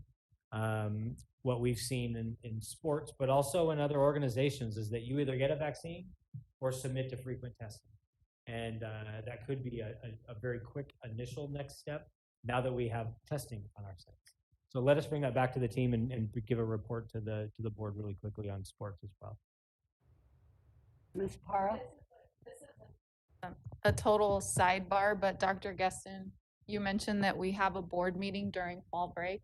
And given the conversation that we just had about employee health and wellness and this very difficult year, I'm really wondering if we should have a board meeting during fall break, or if the board needs to consider moving that a week back to accommodate what Board Member Marquez mentioned about getting the data in time by the 11th. I think it's something we should strongly consider rescheduling our board meeting so that our team also takes a little bit of a break during fall break. President Alston, members of the board, I bet your exec team would probably, and tech would probably throw a party if that happened. But I think I would say a couple of things. I would think about how you could do that legally, like tonight. We don't have a particular motion to move it. Oh yeah, Lynn's here. Well, it's probably no. I would say a couple of things. So President Alston and members of the board. So we do have time together on September 18th, as you all know.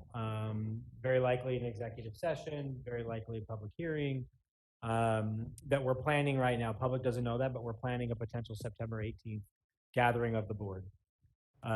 It is possible that at that meeting, you could make a motion to move the October board meeting. That would be enough time for the general public to know that, hey, the board meeting that was going to be 3 weeks away is now only going to be 2 weeks away. I think that would be sufficient timing for the public to know that we're changing it.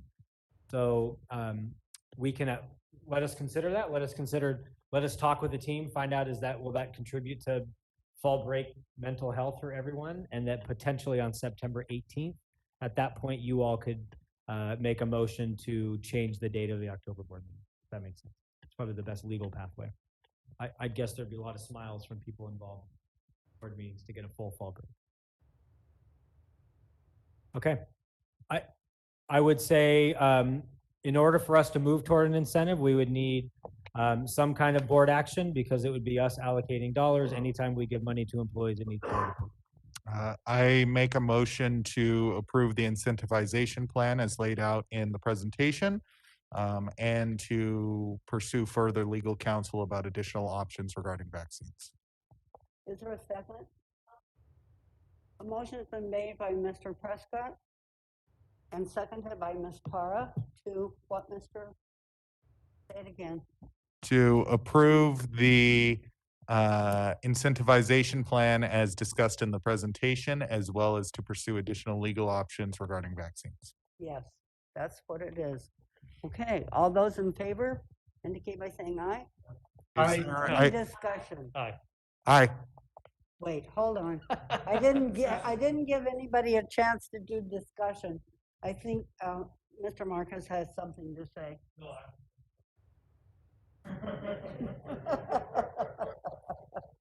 Okay, are we ready for the motion? All those in favor, please say aye. Aye. Those opposed, nay. The ayes have it. Thank you, Mr. Prescott and Mr. Marquez. The next item is 11C, approval of the school administration and management resolution for the 21-22 school year as a result of the coronavirus pandemic. Dr. Gesson. All right, President, also members of the board, we're almost done. Just 2 more action items, and we're out of here. This item, 11B, the board over the first year of the pandemic delegated authority to myself and the team to navigate closures if we had to, shift short-term policy or decisions based on the pandemic. We did that fourth quarter the first year. We did it all last year. We didn't think we would need that this year. But with the rise of COVID, potential having to close down either schools or classrooms or grades or need more flexibility, we know it's important to bring this back to you all. This is delegation of authority just for the remainder of this year, just for COVID. It's exactly as they were in previous years. We wouldn't make any decisions without you all knowing it ahead of time, but because board meetings are only 4 weeks apart, this is delegation of authority just to move faster with COVID-related issues, if needed, throughout this year. Any questions? Is there a motion to approve the school administration and management resolution? And is there a second? All motion. Second. The motion is made by Ms. Parr, second by Mr. Prescott. Is there any discussion? On the motion, those in favor, please indicate by saying aye. Aye. Aye. Those opposed, please indicate by saying nay. Any abstentions? The motion carries. The next item is item 11D, approval of the 2021-22 Phoenix Union COVID quarantine leave plan. Dr. Geston. All right, President Alston, members of the board, I believe this is my last item of the night. You all know that beginning of the pandemic, federally, there was the FFCRA, Protections for Employees with Leave, that expired December 31st of last year. Phoenix Union was an early adopter of our own extended FFCRA. We did not start this year with any leave protections. We didn't know Delta was going to be as painful as it's turned out to be. Had conversations with a couple board members. I remember one with board member Prescott as well, who said, we probably don't need it to start, but if COVID gets bad, it's probably time to reconsider. And so we brought this back to the team in our associations based on your recommendation. And tonight we bring to you our own version of this year. We're calling it, as you see, the COVID-19 Quarantine Leave Plan. And this allows our employees 8 extra days. A typical quarantine is 10 days. That always includes a weekend, of course. So it gives 8 days of COVID leave so that if our employees have to go home, they can focus on being well and not their leave bank. And so we bring to you tonight 8 days of COVID quarantine to protection for our employees. Any questions on that one? Okay, is there a motion to approve the COVID-19 quarantine leave plan, and is there a second? A motion. I'll second. A motion has been made by Ms. Ross and seconded by Ms. Para. Is there any discussion? On the motion, those in favor, please indicate by saying aye. Aye. Those opposed, please indicate by saying nay. Are there any abstentions? The motion carries. The next item on the agenda, the one you've been waiting for a while, is item 12A, the next meeting. The next regular meeting of the governing board is scheduled for Thursday, October 7th at 6 p.m. Having concluded our business, is there a motion to adjourn, and is there a second? So moved. A motion has been made by Mr. Prescott and seconded by Ms. Ross. On the motion, those in favor, please indicate by saying aye. Aye. Those opposed, please indicate by saying nay. The motion carries, and we are adjourned. Thank you all.